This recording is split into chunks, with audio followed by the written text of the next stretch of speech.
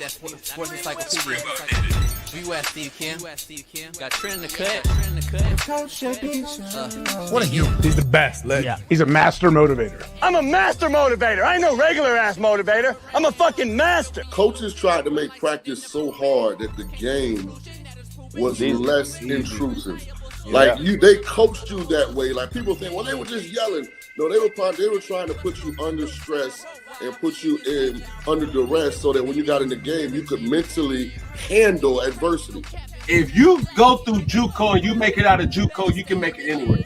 I respect the hell out of you to see that you're doing what you're doing and still doing what you're doing for real, the way you do it, man. From day one, you had the same enthusiasm. You keep the same enthusiasm, and it's fucking contagious. In my opinion, I think Shedeur Sanders the best deep ball in college football. I don't think Can you just say something nice about Shedeur Sanders? I love talking ball. It's nice to connect with guys that are like-minded and just are real and genuine. And I'll proudly stand up next to you. Oh, God bless America. You said belt to ass, T-Rich. You got the belt around you.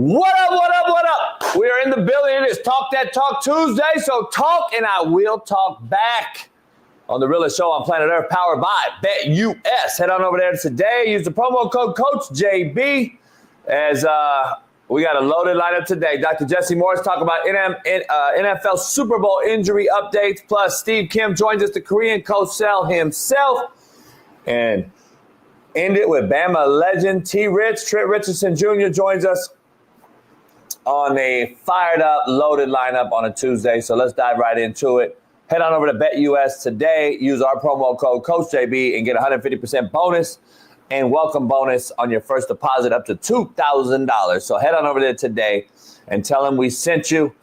Plus get protection and insurance up to $2,000 on your first deposit. So head on over there and use that promo code CoachJB. The Raiders have a dilemma at quarterback. And the big question is, who do they need to either acquire in free agency, trade for, or draft? That's the question today. Russell Wilson, 36 years old.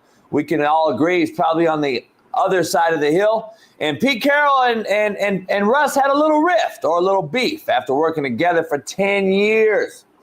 2 Super Bowl appearances, 1 Super Bowl victory, 1 shoulda-be victory. If that's even a word, he is now on the other side of greatness and on the slight decline, but does have a working relationship with Pete Carroll. Sam Darnold, 27 years old, the youngest of these 3 quarterbacks I'm about to mention. He's on my list because he's a West Coast guy. And if Minnesota lets him go after winning 14 games, Pete Carroll is where I would want to be.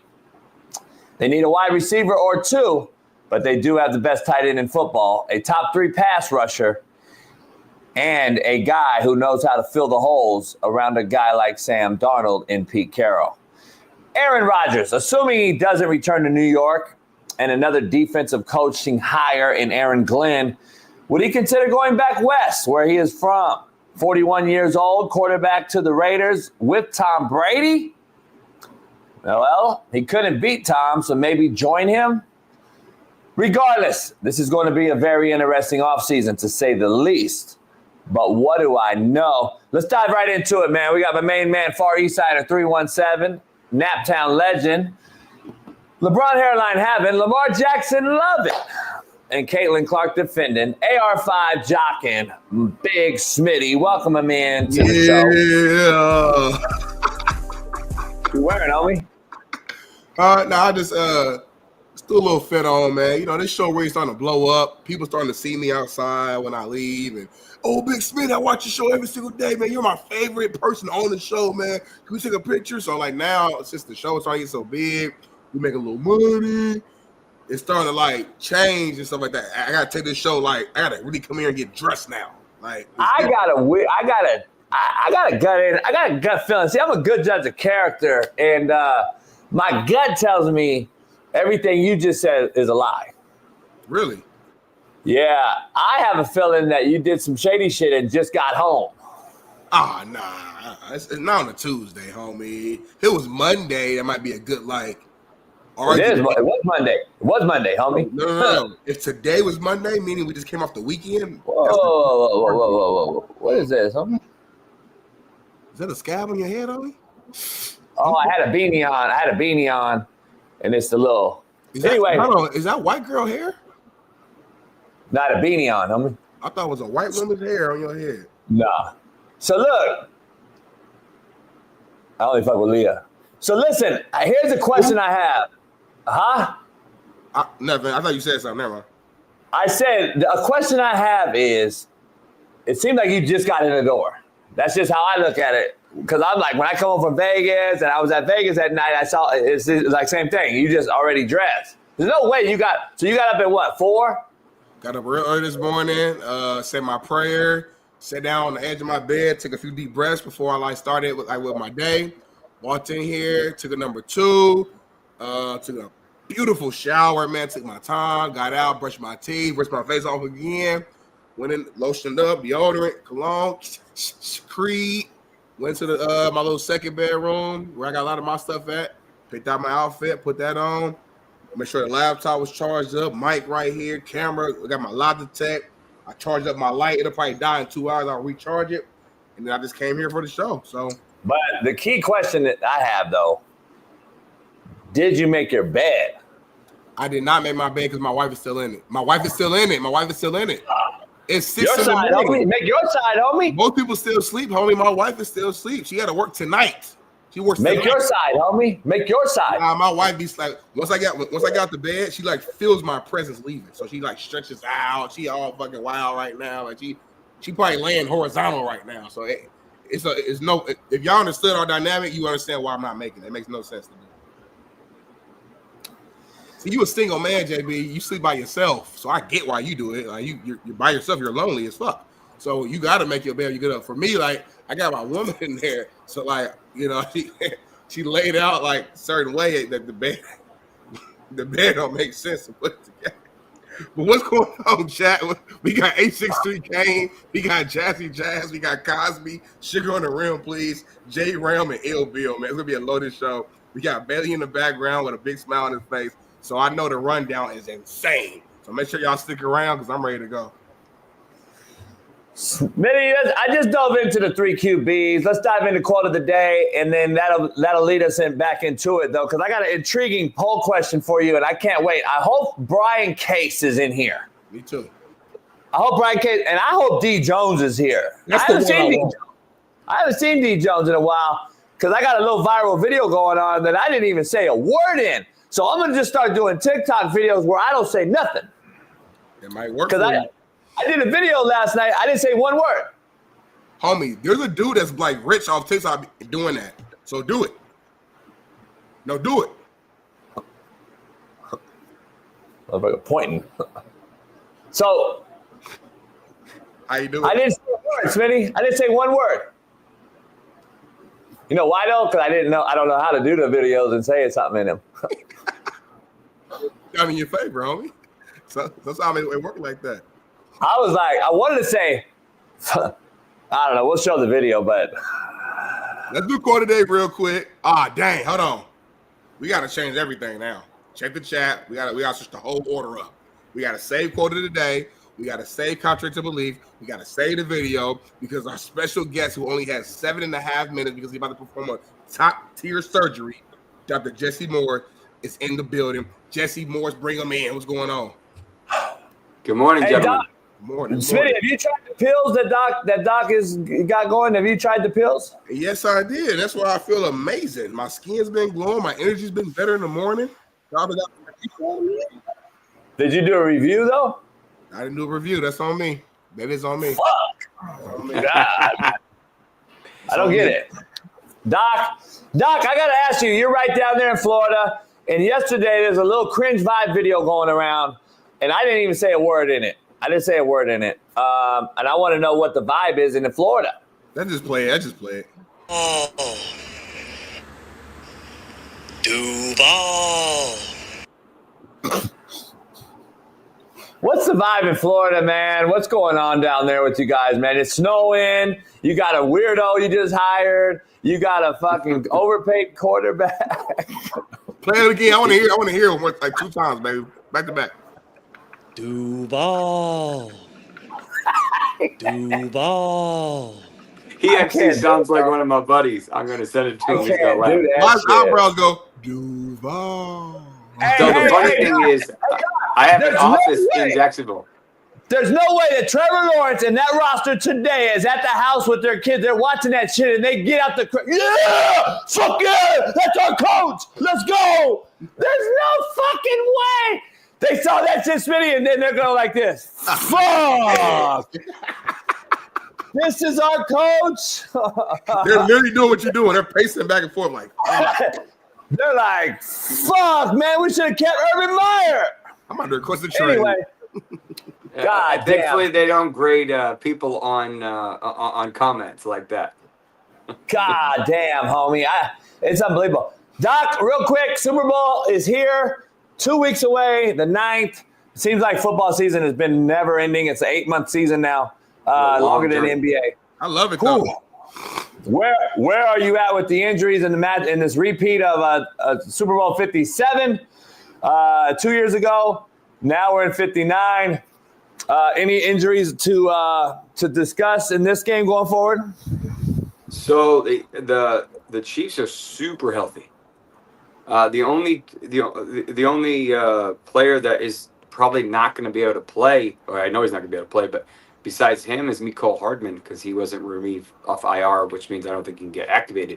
But he's more special teams at this point. Besides that, they're really healthy. We saw Kareem Hunt get a little banged up, but I don't know if it was anything. First report, well, I don't remember when the first report comes out because they have that week, so I don't know if they still got a week before they need to show anything. The Eagles, on the other hand, do have someone that's likely potentially going to return in Brandon Graham with his triceps. He coming back?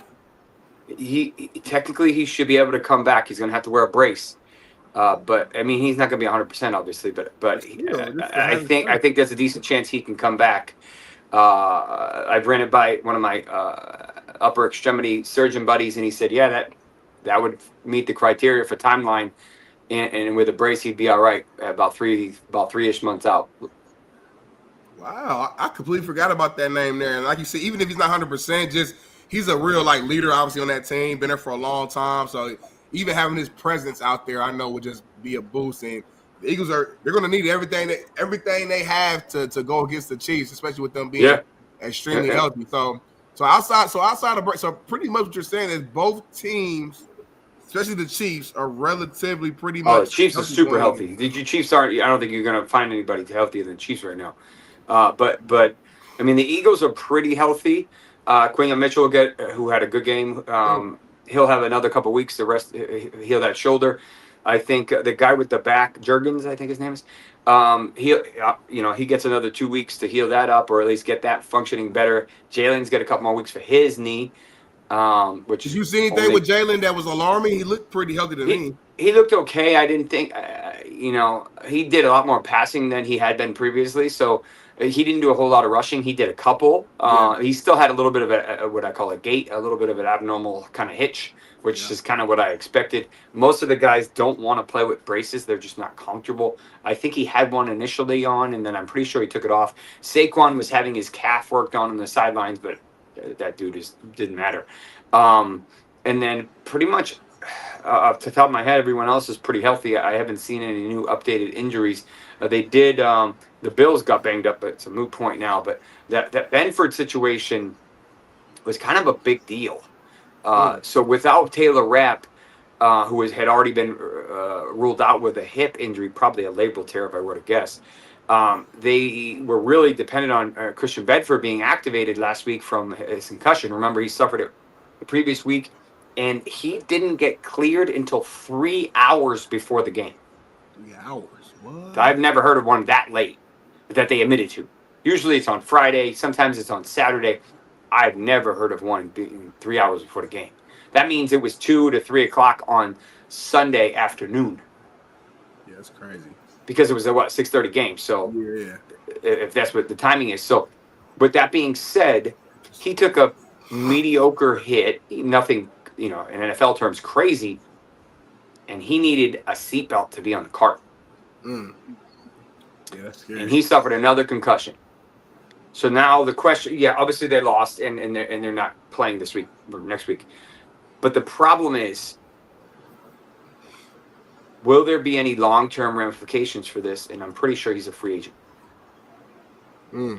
Him missing the end of that game was a big deal for their secondary. No doubt. And they didn't have Rapp. Elam was getting shredded. Right. Former first-round pick. He was not doing well. Hamlin, he was doing okay, but he wasn't. So and Kelsey didn't even do anything. I think he had one catch for 8 yards. Yeah, like he didn't even do anything. Yeah, he did 19 or something. Worthy looked pretty good. Worthy looked good. Hollywood had a couple of big plays. Noah Gray, who usually catches a couple passes, he didn't catch anything. Hopkins, I think he caught one pass. So they didn't outwill them from a passing perspective. Right. They just did enough to win the game, and their defense is just that good. And yes, there was some questionable calls and whatever. And that it is what it is with that. But I think there was some questionable play calling on the Bills' behalf late in the game. Why is Ty Johnson getting 6 to 7 carries when their star running back James Cook did not get a single touch in the last 6 plays or whatever it was? He was out 3 series in a row after he had a 35-yard run. I questioned it yesterday. Why was he out the game? He came back in and ran a wheel route, so he wasn't hurt. So I'm trying to figure out why he missed 3 series. I have no idea. Doc, I got to ask you, going forward in the offseason, we got a couple weeks left of the NFL season. As the offseason comes, any major players that the crowd, the fans, and everybody would like to know about on the recovery side of things? I know Tank Dell is one to me. We know he's going to be out probably the whole season. Deshaun Watson's another one that rings a bell. Aiden Hutchinson. Aiden will be fine. Aiden probably could have played in the Super Bowl if they made it. Yeah, he's already almost back. Where are these guys? Say, how about an update on my guy Jermaine Johnson? I talked to him the other day and reached out. He's doing a lot of great things already. He's already doing a lot since his. I have to look into his injury. I don't know his off the top of my head. Achilles, same as Aaron Rodgers, same team, same field. When was the timing of it? Beginning of the season, right? Middle of the year, yeah. So I mean, in that timing, assuming his rehab's going well, you probably have some stem cells reinforced in there. Wouldn't be the worst idea. He should be good for 2025. I mean, he might not be 100% in terms of pre-injury level, but I think he'll be all right. Max Crosby, he's in the boot still. I texted him the other day to see if I can get him on the show. He's in the boot. I know he's probably fine. He'll be all right. I mean, most of the time the fractures and stuff like that, they do fine. The guys in the ACLs, unfortunately, that's a separate monster. Christian Watson, Stephon Diggs. Stephon might be able to make it back. Christian Watson probably not for the early half of the year. Maybe not until halfway through. And then we will see. I don't know if we're going to see Jonathan Brooks next year. If we are, it's going to be late. Yeah. It's going to be really late. And then Shaun, I don't expect to. If he does make it back, he's going to be even worse than he was before the injury. Should Shaun go ahead and retire, you think, or what? I mean, what are the Cleveland Browns though? How do they operate this salary cap? Like it's a huge hinder. Well, I think there is a stipulation in his contract which I thought was kind of fascinating. He posted a TikTok video that might get him in some trouble, Doc. I'm sure you probably been seeing that. Like, well, yeah, and I think I don't know the specifics of the rules of the language of the contract, but I think they might be able to get out of some, if not a lot, of what they continue to owe him because of how it rolled out. Now, I'm gonna say this in general. I know a fair share of high-end PTs who pretty much rehab most of these guys. Sometimes they travel with them, which is a headache in its own right. But when you're not a stand-up guy, when you don't have a lot of good work ethic, when you no longer are financially incentivized to play, a lot of the good PTs don't want to work with you. So you have to settle for not as elite of a PT because the high level ones are like, you're not worth my headache. A lot of these guys need the TLC as it is. Some of the guys show up and beat you there. But most of them, they're super rich 25-year-olds, right? I mean, it's challenging as it is, and now they're worth 50 million, 100 million, 300 million, whatever it is. Most of them don't have that itch to continue to push. So a lot of them, they kind of slack off. They don't push as hard, and that is a representation of your ability and your skills. So just for my own clarity, I heard two things right there. I heard one, you're saying potentially he could fall into the category as one of those guys who just made so much money that he's not as motivated, number one. But also number two, potentially he may not be having the best treatment or care because the top guys may not want to work with him. Correct. Is that what you're saying? I heard that. Oh, I haven't heard that before, JB. That's an interesting angle. It's like weed and Taco Bell, homie. Same shit. Yep. Hey, Doc, let me ask you, Doc. CMC. Niners got a huge issue here coming up with free agency. Brock Purdy, do they re-sign him? Do they give him a huge deal? Do they go out and get a 1-year fix? Sam Darnold, Aaron Rodgers, Russell Wilson. Who knows? I don't know what's going to happen there. But let's say they do sign him. You need CMC. You got a Trent Williams issue, ailing, older guy. You got a aging roster that underachieved this year, super injured. Where are you at with this CMC? Is he done? Is he going to be a third down back only? Like, where do you see him next year? This is going to be a tough one. And I know this is going to be a big stance.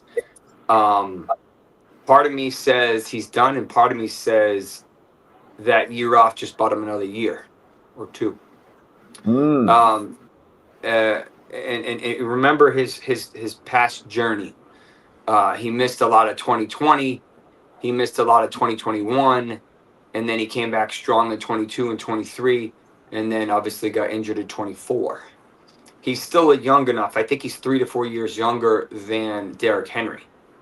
So he's not old, but Henry's a special physical beast. He's positionally though he's old. Positionally, positionally he's old though. Yeah, correct. We've seen Joe Mixon, who had a really good year despite a couple big injuries. The issue I have with his Achilles, and I treat these enough to be comfortable saying this, is that he might not ever be the same player, and I think that's probably a fair statement. I think he's peaked and he's in his decline. The question is, how much volume can you give him, and can he still be elite? And I think he can. We'll take Alvin Kamara, for example, who was roughly around the same age. He might be a little bit older than McCaffrey. But he had one was his best years, and he ended the season with an injury. Unfortunately, he couldn't finish, but he had one of his best years statistically. Yeah, the team was awful, but that was part of the reason why he was so good. But so he's also been a lot healthier than McCaffrey. So I can speak to Kamara's ability to stay healthy and ability to play through injuries and off-season training, because I know where he trains and I know how he takes care of himself. I've heard similar things with McCaffrey, but unfortunately, he's had a crazy workflow volume, and it'll be interesting to see from a fantasy perspective, where he's going to potentially be taken. There'll be people that'll be completely out on him, and then there'll be people that, at the right price will be willing to buy the dip. There's no one like him, so there's no data to say, hey, this happened XYZ before. I think depending on what the price is, we'll give you. Right now, he's probably a buy in what we call best ball leagues. So the ones that are starting now that you just draft and then you don't touch it again. They just started for 25, I think, this week. So in my opinion, I don't know what his ADP is, but I would say he's probably a buy.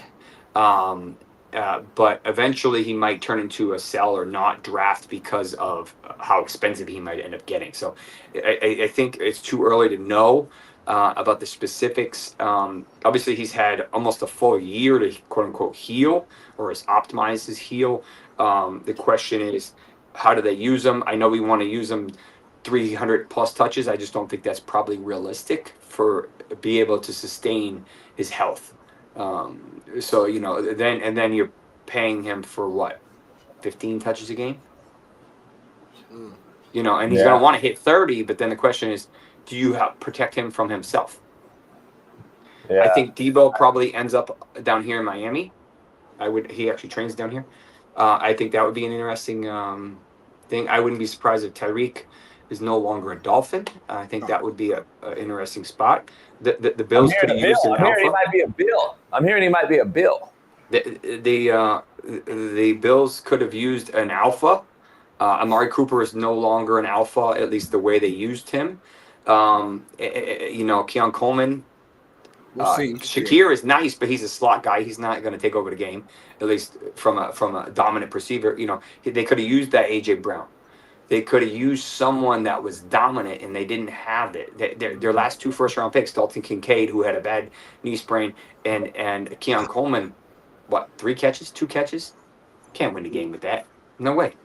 It's crazy, but last year they had a Stephon Diggs, and then people complained about him being a diva, all this, that, and the third. They said this year it was, addition by subtraction, but now we're back saying they don't have enough. So it was like when they had enough, it was the wrong people. It was too much. Now they don't have enough, and it's like we always make an excuse for the Bills. But I get it. I'm on the side of I'd rather have the dogs there with me, and we'll figure it out. I'll take the diva. I'll take the personality. I'll take all that. Give me the talent first, and we'll figure it out versus not having the talent. So don't you make the same excuses for the Ravens, homie? What? You make more excuses for the Ravens than the Bills get. What are you talking about? No excuses. That's crazy. You sound crazy right there. Hey, Doc, let me ask you, Doc, real quick. I got to ask you, is Rashee Rice the shitbird? Does he have any shot in the Super Bowl? I don't think so. This is I injected one of these yesterday. These are really, here's my knee. These are really tough. This is the lateral part of the knee. This area right here, which is where he injured, the LCL, and then there's a bunch of ligaments and tendons over here. This is where we plant and go left, or if it's your left knee, or right if it's your right knee. This is where we plant and rotate. I think he sprained it so bad that this area is just not. It's not worth the risk, because then I'd say there's probably a 20-ish% chance of tearing his ACL if he were to come back too soon, because of the way that the collateral ligaments work. That happened to Cooper Kupp years ago when he tore his ACL. That's in my opinion, that's why it happened. So as much as I think they would use him, I mean, I think it's too risky, unfortunately. Doc, thanks for the update, man. We got to get you back on soon. We'll try to talk Super Bowl week and see how everything's working out that week, and then obviously after the Super Bowl, and then we'll shut it down after the season on the 9th. But man, it's gonna be interesting to see who gets through the Super Bowl, who's in the game, who's not in the game, and see how healthy the Eagles secondary is against that seemingly Chiefs offense that's starting to get going a little more each week. So it's going to be interesting. It'll be a good game. I'm looking forward to it. Enjoy the weather out there. It's chilly today, 62 right now, but it was 78 and sunny yesterday, so we doing good. I will be doing for your followers and fans that are interested. I'll be doing an injury wrap up for the big injuries for each position this year. I might do top 5, top 10 quarterbacks, running backs. Stafford played through 4 broken ribs. Bo Nix played with at least 2, probably 3 or 4, what we call transverse process fractures. So there's some kind of sneaky injuries we didn't know about. The guys just play through because whatever the reason is. So I'll be doing that, and I'll do that over the next probably 2 weeks or so. Okay, cool. Because after that, everybody shuts it down and everything, the views drop significantly. And then if you guys want one more thing, on my Twitter feed, on the pinned tweet, I did a sheet that kind of went viral, but that's just like my sheet I give to my patients regarding health, lifestyle, sleep, exercise, things to eat, and different supplements that I recommend. So free sheet for you all. So check it out. Smitty needs that. Okay, Doc. Appreciate you. Follow Doc on Twitter, Instagram, and TikTok. We'll see you next week. Peace. Let's dive right into it. No, you need that with the Bills. That Bills take. Holy shit.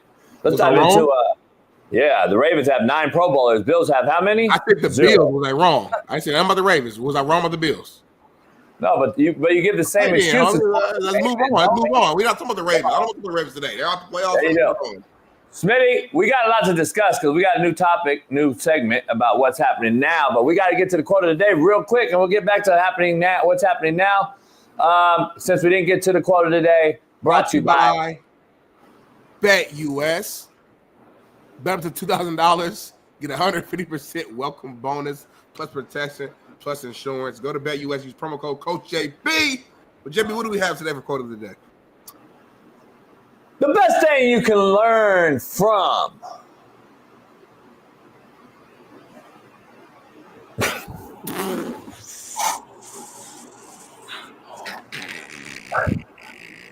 the best thing, Smitty, that you can learn from the worst part of your life is seeing everyone's true colors. The best thing that you can learn from the worst part of your life, when you're down in the dumps, is seeing everyone around you's true colors. That is what I learn every single day. When my worst part of my life is here, Smitty, I see everyone's true colors. When I'm the best, Smitty, everyone's fake ass comes around. And it's just how it is. That's just the bottom line. So the truth of the matter is, I could tell your ass and see you in the worst part of my life. I know your true colors. Smitty only come around when I got some bread in my pocket. He only come around when I'm the guy some that's just how people are, homie. That's just what it is. Right. Ruben come around. I got no hoes, no money, no boat, no cars. See what I'm saying? When I started the show, we had 350 live viewers, homie. 0 money, 0 brand sponsors. I swear to God, I came on here. We had like 375 live viewers, homie. No, yeah, we was already a thousand, homie. And I stuck around this whole time. Now we in the big leagues. When I came on here with nothing, no money, no sponsor, no nothing. Just hungry. A dollar in the dream. Nothing. That was a cool little quote. I mean, that's probably like top 250. The problem is you didn't deliver good at all, homie. I had to read it 3 times to even hear you. I messed up with the comma. Contrary to belief, Smitty. Contrary to belief, brought to you by Prize Picks. Smitty, expect nothing, and you will never be disappointed. Contrary to belief. There you go. You bounce back right there. You bounce back on that one. Expect nothing. Nothing. I expect nothing from nobody. Yep. And I'll never be disappointed, dog. When you start expecting shit, man, you'll be disappointed. This is what it is. Smitty, before we get to what's happening now, the latest in the news, I got to ask a poll question to you real quick. And I got to ask you because I want to see if Brian Case is in here. Brian Case, you in here? Please tell me you're in here. I ain't seen him. Brian Case, I need you to answer this poll question, Brian Case. Smitty, let me ask you the poll question. Is LeBron the greatest Laker of all time? Hell no. Hell no. Don't ask me that. Okay, Brian Case, is LeBron the best Laker of all time? Answer the question, Brian Case. Hurry up, Please. Brian. Answer it quickly, Brian. No. Got you. So everybody in here is saying, no, he's not the greatest Laker. Right, Smitty? I think that's common sense, right? Right. How is he the GOAT of all time?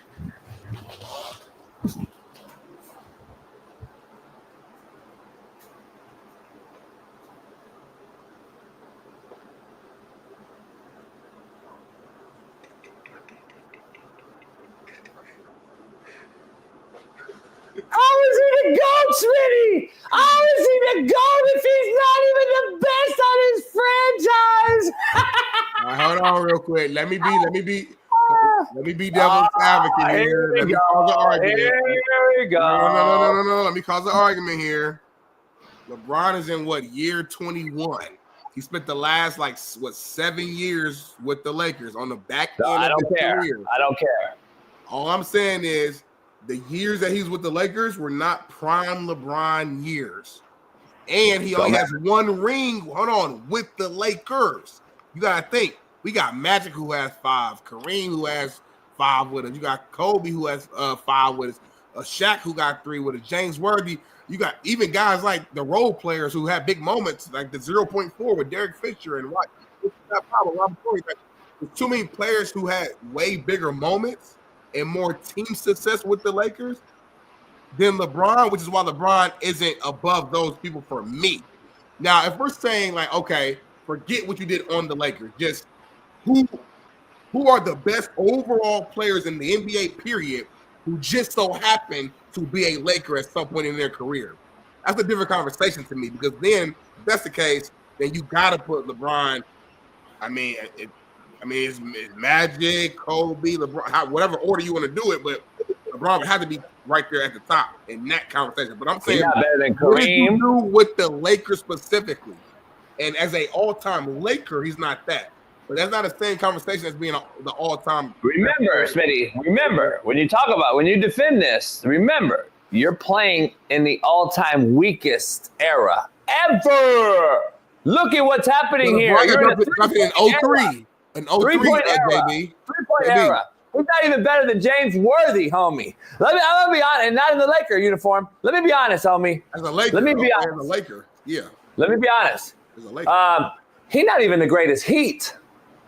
Well, no, you would give that to D Wade. You would give it to D Wade. Then how are you to go? He played for Miami in his prime, homie. Okay, hold on, JB. Listen, understand what I'm saying, though. Understand what I'm saying. All right, is D Wade better than LeBron? Yes or no? What? Is Dwayne Wade better than LeBron? Just overall, yes or no? And on that team, yeah. No. Is D Wade better when you look at both their careers overall? You look at the stat. You look at everything. No, just answer the question. Is D Wade better than LeBron? Not stat wise, no, because he played longer. You're adding. I'm just when you rank your top overall players, are you putting Dwayne Wade above LeBron? Like, honest answer. I would. All right. Well, never mind. I guess anybody else in the chat with a real answer, y'all are not putting D Wade above LeBron. D Wade had the killer in him, the dog in him. He had a better shot, more clutch. That's just me. All right, cool. Maybe you really believe that. Everybody else, nobody else in the world is putting LeBron D Wade above LeBron. So what I'm saying is like Patrick Mahomes. I'm just telling you, LeBron's Patrick Mahomes to me. Overhyped as fuck. Like, I'm just being honest, homie. That's just it. I just want to bring a little basketball in since we ain't really talked it and nobody cares no more. That's a crazy argument though. Like, and I'm not even a LeBron guy, but you saying some wild shit now. Now I gotta like step back and like lean back and reverse and get away from you because you saying wild stuff now. And D Wade was a dog. D Wade's probably the third greatest shooting guard of all time behind Kobe and Jordan. D Wade was a baller. He's not better than no fucking LeBron James, homie. Stop. They were on the same team, and he had to give it to LeBron to be the leader of that team, to be the guy, because he was the better player. Like that was what are we talking about? Yes, he was. LeBron was the best player on that team. LeBron got swept in Dallas. LeBron never hit a game winner. D Wade did every single scenario. And guess what? That's not true. Chris Bosh was the second leading scorer on that team behind D Wade during the title runs. Not LeBron. LeBron was third, homie. Go look it up. Look it up. That's a lie. Look it up. That's not a lie. Look at that 2 rings they won. D-Wade led, homie. Bosh was second in scoring. They won and see who led. And LeBron was third. Okay. Look at the 2 rings they won and see who led the scoring. And I'm putting an argument. We have a factor cap producer on here. If you're telling the truth, he'll have it. If you're not, he'll pull it up. Ain't no point of us arguing. We got the factor. I said the title game. The title runs. Yeah. All right, cool. Not overall. Not as a. I didn't say as a Heat overall. I said in the I know. What's the most specific stat I've ever heard? Yeah. I mean, are you really gonna say LeBron wasn't the leading scorer on that Heat team? Those 3. Not in the championship when they lost to Dallas. We don't have to argue. Let's just look up the stat. Let's just see. Like type in LeBron James average. When they won the titles, see if LeBron was the leading scorer. He was not. He was not. LeBron was not the leading scorer, homie. LeBron was not the leading scorer. Listen, we know about the Maverick series. The Maverick series, he averaged 17 points in the Maverick finals. Bet me a G right now, homie, that LeBron was not the leading scorer in the finals. Let's bet right now. I need to know specifically what you're saying, though, because, JB, you're a manipulator. Are you saying specifically in the Dallas Mavericks finals, homie? I know in that finals, we all know he averaged like 16 point some points. He had a horrible finals against the Mavericks. They went to 3 more finals, homie. They played San Antonio twice, and they played the OKC. I know what I'm talking about. Never let it scoring. Garbage. Hey, let's dive into the. Let's dive into what's happening. Jump in. No, go ahead, Bailey. Hold on. Go ahead, Bailey. Read the private chat because I think you got a topic that you should discuss before what's happening now. But in the 2012-2013 finals that the Heat won, LeBron averaged 25.3 points per game. Wade averaged 19.6 points per game, and Bosh 11.9, followed by Ray Allen 10.6. Not even close. That's not the series I'm talking about. I said when they lost, homie. I said when they lost. No, he didn't. He didn't say when they lost.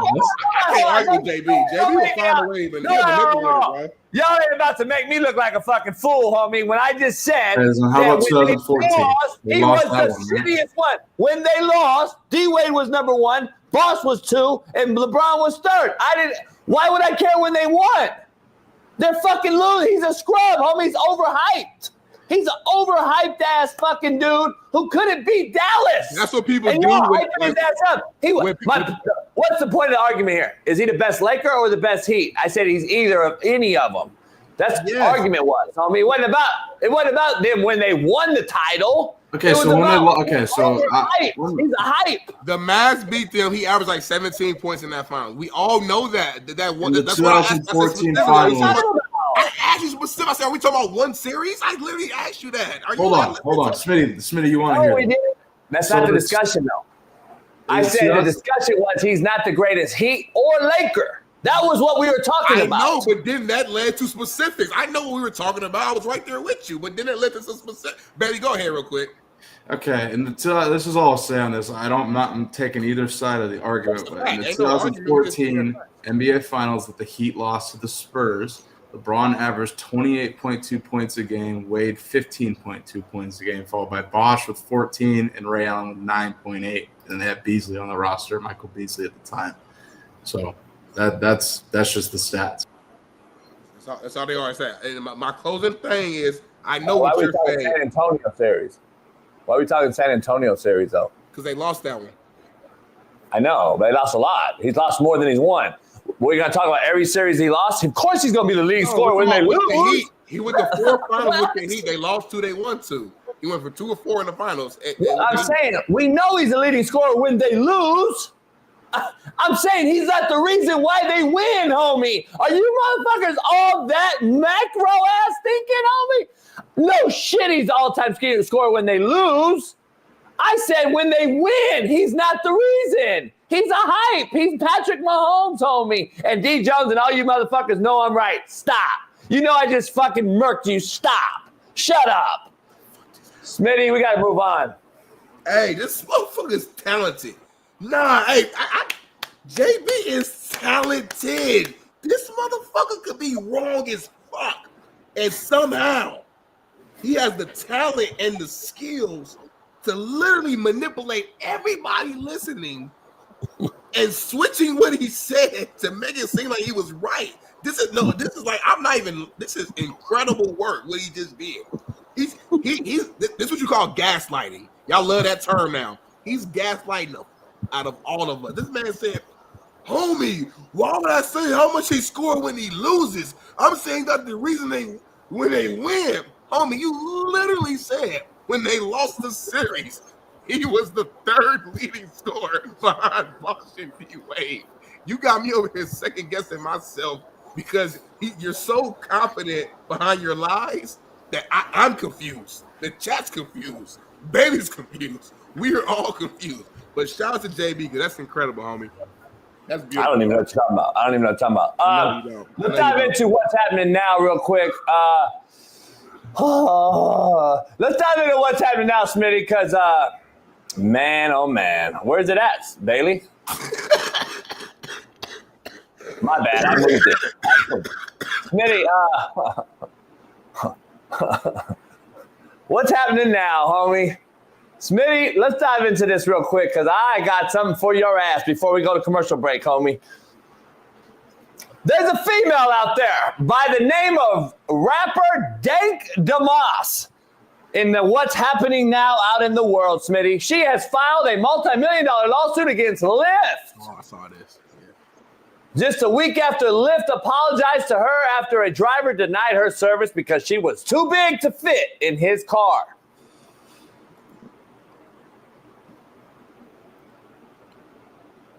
That's her to the right over there. It looks like Jabba the Hutt. Let me give you more context. Smitty, again, here we go, playing victim for being so fucking fat and such a wobble body that you couldn't fit her ass on a forklift.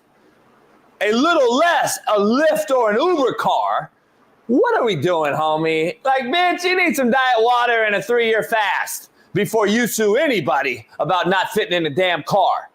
You wouldn't fit in a drop-top Suburban, bitch. Stop! Stop it! Look at that shit right there, Smitty. I saw the actual video, too. She was like, so you're not going to let me get in the Lyft? He said, no, you need a pickup truck. Oh, we got the video right here. Let's play real quick. What? Yeah, I'm sorry. What? For what? What you saying? Yeah, I got no space. My car is small. I can fit in this car. No, believe me, you can. Yes, I can. Believe me. So, I'm sorry. What I'm gonna do about my money? I'm gonna cancel you. You're not gonna be charged.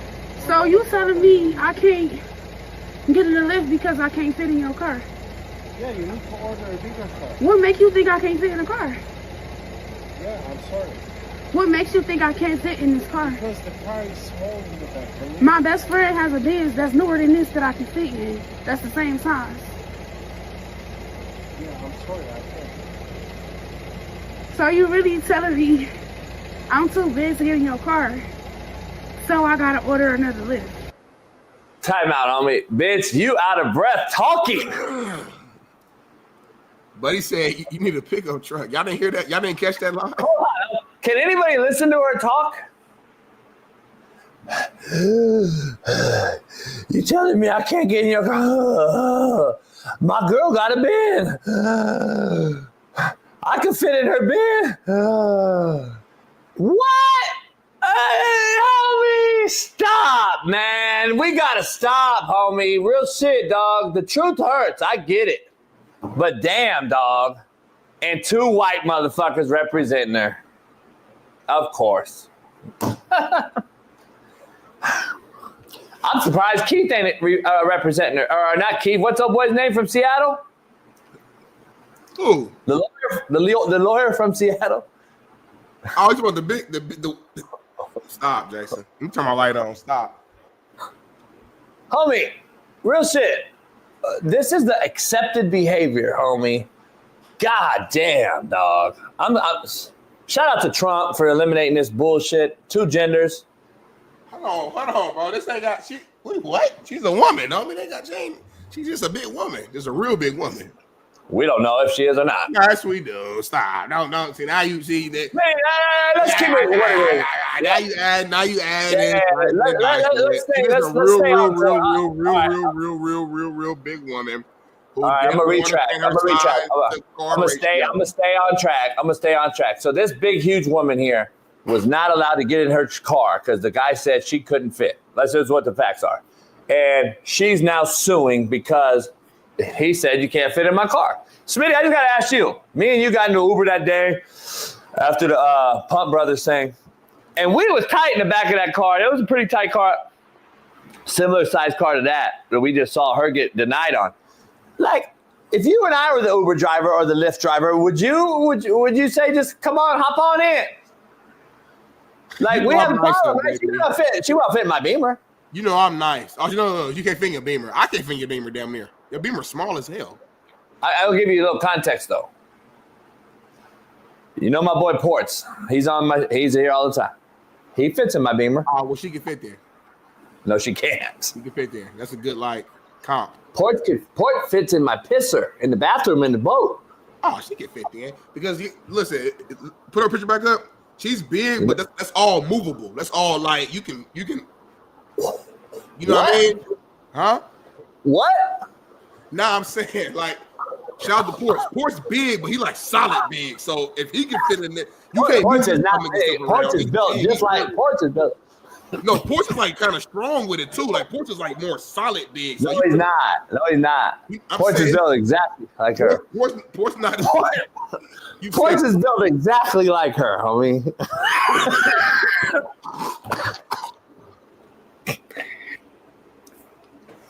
Ports is built exactly like this bitch, homie. Send this clip to my boy Ports after this show. Ports is built exactly like this broad. So all that movable shit, you can talk about all you want, homie. The bottom line is, Ports will be at Super Bowl. That is exactly the build, but Ports is 6'3" or 4. Homie, by the way, I'm denying you all day long. You're missing out on money, though. I'm denying you, homie. You're not getting in my car, dog. Chat, let us know what would y'all do? Would y'all deny her? Would y'all let her in your car? Let us know in the chat. But we got one more topic we got to get to, man, before we go to our quick commercial break and bring on our first guest, man. So go ahead and highlight it so I can make sure I can see this in the rundown, Bailey, real quick. But listen, man, check this out, man. So West Virginia head coach Rich Rodriguez, a few weeks after hiring his son, Rhett Rodriguez, to be the quarterback's coach, it was announced that he had hired his daughter, Raquel Rodriguez, as the assistant athletic director for football management and strategy. JB, we're going to start with you, or we can start with me, either way, and kind of hear our thoughts on the hiring here of his family. I'll jump in. I'll say, bring on your people. Bring on your family. When you work your way up and you have earned the power to be in certain positions to make decisions, you should bring on your people. I believe in nepotism. I believe in putting your people on. If I get put on, I'm gonna bring JB. I'm gonna probably bring Bailey. If Bailey can be on my side a little bit more, I'm gonna bring the homie Jew. I'm gonna bring the homie. That's what you're supposed to do. If I had kids, I'm gonna bring my kids with me. So shout out to Coach Rodriguez for putting on his son and putting on his daughter. And again, she's the assistant AD for football management and strategy. So to JB's point, JB has always made it clear he doesn't mind women working as ADs and working in even some more operational stuff. As long as it's not X's and O's for him, he's cool with that. Well, reading this title, assistant AD for football management and strategy. That's operational stuff to me. That's business. That's not X's and O's. That's not a coach. So for JB, I know you're gonna be on my side on this one. What say you? Here's the issue I have, and I'm speaking for brothers that I've coached and black folks that I grew up with. Nepotism held brothers down in our profession, football, for years. Just fact. You should go do some research. Nepotism literally held black folks from getting jobs in my profession as a coach and player, for that matter, for as long as I could live. As long as I lived, homie. True. Now we got brothers advocating for it is what bothers me. And I don't, me, I think the best man should get the job. The bottom line is I've known a lot of brothers who got turned away for fucking white folks hiring their folks. Right. Well, this is the same thing, Smitty. He ain't black. But the reason why we don't mind it is because Ryan Clark will advocate for this all day, but he won't bring the fact of the matter is blacks are not getting jobs because of nepotism. It's been that way for 50, 100 years. And now you're okay with it. It's crazy to me. Because when we get jobs, though, we do the same thing now. Like, for example, didn't nobody want to touch Brian Flores after the shit went down with Miami Dolphins and Tua. Mike Thomas said, come on, brought him on board. You know what I'm saying? He knows he's a good-ass coach, probably looking out for another brother. That's just one example. But my point is, like, we do it, too. So the reason why we don't care because we going to best believe we going to do it. Let me dive into something real without getting into a big whole fucking race war with idiots. Let me cook this fucking idiot real quick. So here's the issue. King David Cartel. Who speaks for brothers then? You? That has no fucking insight and no presence and no power? Are you doing it? See, when I do it, and I've actually sent 300 brothers to college and 25 to the league, but I can't say what I know to be truthful. But you, literally a nobody, does nothing for the black community, will talk shit about me because I'm white and I can't speak for brothers. Got it. That's the problem, homie. Y'all so blinded by ignorance that you won't even let a white man who likes to help brothers out try to help brothers out. That's how fucking blinded you are by ignorance. Come on, homie. It's 2025, dog. Get over it, King David Cartel. Your ignorance is life-threatening, homie. And the bottom line is you have no fucking idea what you're talking about. Because if it isn't for a white dude, by the way, there's 32 white owners in the NFL. If it isn't for one of these dudes to finally start advocating for brothers, then you're never going to have a brother in the NFL as an owner. I'm just keeping it funky. But you don't want to talk about that. You don't want to discuss the fact that we finally just got some black GM Smitty at the NFL level. Mm-hmm. And we finally got Magic Johnson got a piece of ownership with the Commander. And you got a black female in Vegas. Now you got a black female now. That was all allowed because one of the 32 owners set up and said, you know what? We need to make this happen. All the white coaches that I've known. By the way, I haven't heard Smitty one time, for all you that talk shit, I haven't heard Smitty one time sitting up here talking about, hey, you know what? We got two brothers in the Super Bowl. Regardless of what happens, there's going to be a brother that wins the Super Bowl at quarterback. You all call this race baiting and all this old shit, but I ain't heard Smitty come out and advocate for that old crazy shit. I've seen Ryan Clark and all these motherfuckers pushing that agenda. Smitty ain't pushing that agenda. You know why? Because he played. Me and him don't give a fuck who wins. I didn't even think about it. I didn't even think about who wins the quarterback because you know what? Good for them. I've coached 30 black quarterbacks, you fucking idiots. I hope a black quarterback wins. But the bottom line is nobody gives a fuck. But the funny picture I saw was no matter what, a black quarterback's going to win, and Mahomes sitting there with a white girl, and Russell sitting there with a white girl. But Russell, anyway. you mean Jalen? Anyway, I'm just saying, Smitty, ignorance is life-threatening, and we got to be honest. Like, come on, man. Like, let's stop pushing the bullshit. Nepotism's held brothers down as long as I could be in the profession, coaching and playing-wise, for guys they hire.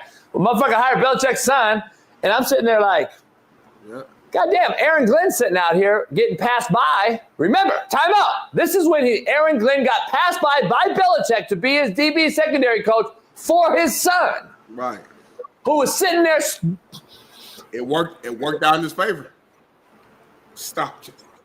And all that old shit. Stop. But nobody talked about it. But I'm saying, Ryan Clark didn't talk about it. Nobody talked about it. Nepotism has held down this whole sport, homie, for a long, long time. That's why I never liked There's no way to change it. There's you know what I'm saying? So that's why but I'll never advocate. I'll never advocate for it. That's all I'm saying. I'm not believing. In the past, you put your people on. Now, you said moving forward, you would never hire the homie because of different reasons. But in the past, you've conducted it as well. Like, you've brought on your homies, black, white, whatever, but you had a relationship. Hey, that's not the same, though. To me, merit has to matter. There has to be some merit involved. My homies means they actually have some experience in the profession, though, and I just happen to know them. That's a normal thing in the profession and hiring. That's hiring at Walmart, Target. That's, you know him. I know, hey, Smitty, I know a guy if you really need a GM. That's normal. Nepotism is directly family. You're saying like you have zero experience. It's your actual family, and like I see what you're saying. Like the Snyders did it forever at K-State, homie, and I knew guys getting passed by for his weirdo ass son. And I'm just telling you, the Snyders did it forever, and I know so many coaches that have done it, and it became so big, Smitty, that people don't know how this game works. Then certain states said no more nepotism hires. So you couldn't hire a guy in certain states like Kansas, Texas, Oklahoma. So what happened is it was so big that a guy like Snyder couldn't hire his son anymore. So guess what he did? He called his homie at Texas A&M, at Oklahoma, and said, hey, you take my son? Because it's a good old boy. It's a tight work network. And I'm going to call my boy, and now he's going to hire my son. Regardless of how you want to shape it or talk it, it's still nepotism. He got a guy, unexperienced job, taking another man's job that's experienced. That is the definition of a nepotism hire. The broad here, his daughter, I don't really care. She's in the office, like you said. I'm not really gonna go. I don't know what experience she has. She probably got a degree. She probably got a business degree. Like whatever the qualification is to be a AD, she probably actually got it. But just so happened to also be family, the daughter of the coach. So that's gonna put you on. You know what I'm saying? So I don't know. Like I get it. It's tough. Life ain't fair. It ain't fair. But again, if I'm in position to help my people out, then skills matter. I'm not gonna just put fucking anybody in a certain position. Like you gotta have some level of experience to show me that you got some sort of credibility to do something. But best believe I'm gonna show favoritism to people who I mess with. That just is what it is. That's just life. You know what I'm saying? D Jones, D Jones is real when he in the chat. Just I'm gonna throw this up there. I'm gonna leave it alone. He said when Smitty said exactly what JB did, y'all told him to stop being a victim. So we're gonna leave that there. He talking about previous arguments and conversations about nepotism that I've had on previous shows where everybody in the chat said I was a stop being a victim. You crying about that. But then when JB said they all clapping, it just shows how the haters be in the chat. So shout out to D Jones for just. What'd I say? To my knowledge, I believe D Jones is talking about your take on nepotism, which most people are agreeing with in the chat, including D Jones. He's making a comment that we've had a nepotism conversation previously, like a long time ago, and said that I have said similar things that you said in reference to another discussion. But during that time, the chat was coming at me saying, stop being a victim, But he's saying when you're saying it now, they're like applauding you. He just making a little note. That's all he's doing. Yeah, but also I remember you were talking about nepotism, and you were correlating it with the Jason Whitlock hiring you at Fox, and that's not nepotism to me. You kept saying I know him. He got me in. I didn't have experience. I think is a better term for what he did, but it's still an ism. Yeah, but it's not. But the difference is, it's not taking. You actually are. Let's say there's interns all the time that get jobs. But I wasn't an intern, so you got to think about that. I was a full-time staff with benefits employee who was getting paid more than people that's been there for a minute. I'm just being. No, I get it. What I'm saying is there's interns that get jobs all the time. That's not a nepotism hire. What I'm saying is a nepotism hire keeps that intern from ever getting the job. Because the nepotism hire has no experience whatsoever, and it would have kept a Smitty from getting a job like that because they hired a nepotism family member. It happens all the time in football. I've seen it. Now it's coming around full circle, and everyone now is okay with it. I'll just never get on board with it because I know there's qualified people out here that have been grinding to get these jobs that are not easy to get, by the way. They don't fucking fall off trees. It's contrary to everybody out here's belief. Right. And then all you have to say from that point on is like, all right, damn, why should I still be in this business? I know guys that have been in the business 20 years, meaning never got an opportunity because of nepotism. And then after grinding for 20 years and helping kids behind the scenes, nobody got to see. And I know thousands of these people exist. Never got to see the guy behind the scenes helping these kids out. And then just say, fuck it, man. They hired fucking Raquel Rodriguez because daddy got the job. You know what? I'm going to go coach at Walmart. And I'm out the game. And then motherfucker leaves the coaching profession, dog. And at some point, that man has to make a decision that for their family or themselves, I ain't going to be able to fend off. I can't live too much longer this way. I'm not making no money. I'm only sacrificing and helping kids, which I did for 20 years. Also, so at some point, you're going to be like, fuck, man. Like, but a real dog ain't going to do that, though. You didn't do that. Nah, they will. You didn't do that. All the all-time great coaches didn't do that because we know at the end of the day, say what you want. I still believe in hard work. You and I still believe in faith, and we still believe when you put both of them together at some point, it's going to align the right way. If you do the right thing, you have your faith right, whatever you believe in, and you work your ass off, the right opportunity is going to happen for you. Maybe it's the only point I'm making. Rodriguez got because that wasn't meant for you. Yeah. Only point I'm making is that I know hundreds of guys that you don't, and you're not discussing, that lose opportunities that you'll never know about. Right. You can say all that shit about he's not a dog and he gave it up. I know thousands that did it for 20 years. At what point do you say enough's enough, homie? You just tell them motherfucker to go die? Nah, like, come on, dog, you gotta go get a job, homie. I'm not the pro, too. I'm just talking in general. I don't know your specifics. I'm just saying in general. If you're doing something for 20 years, you say broad shit. You say a lot of broad shit that you don't really know about. I got guys that are right here, Smitty, at the cusp, trying to get in there for 20 years, working, grinding, sacrificing their fucking wives, leaving them because they just want to do this and get through the process. And you continue to hire Raquel and family members.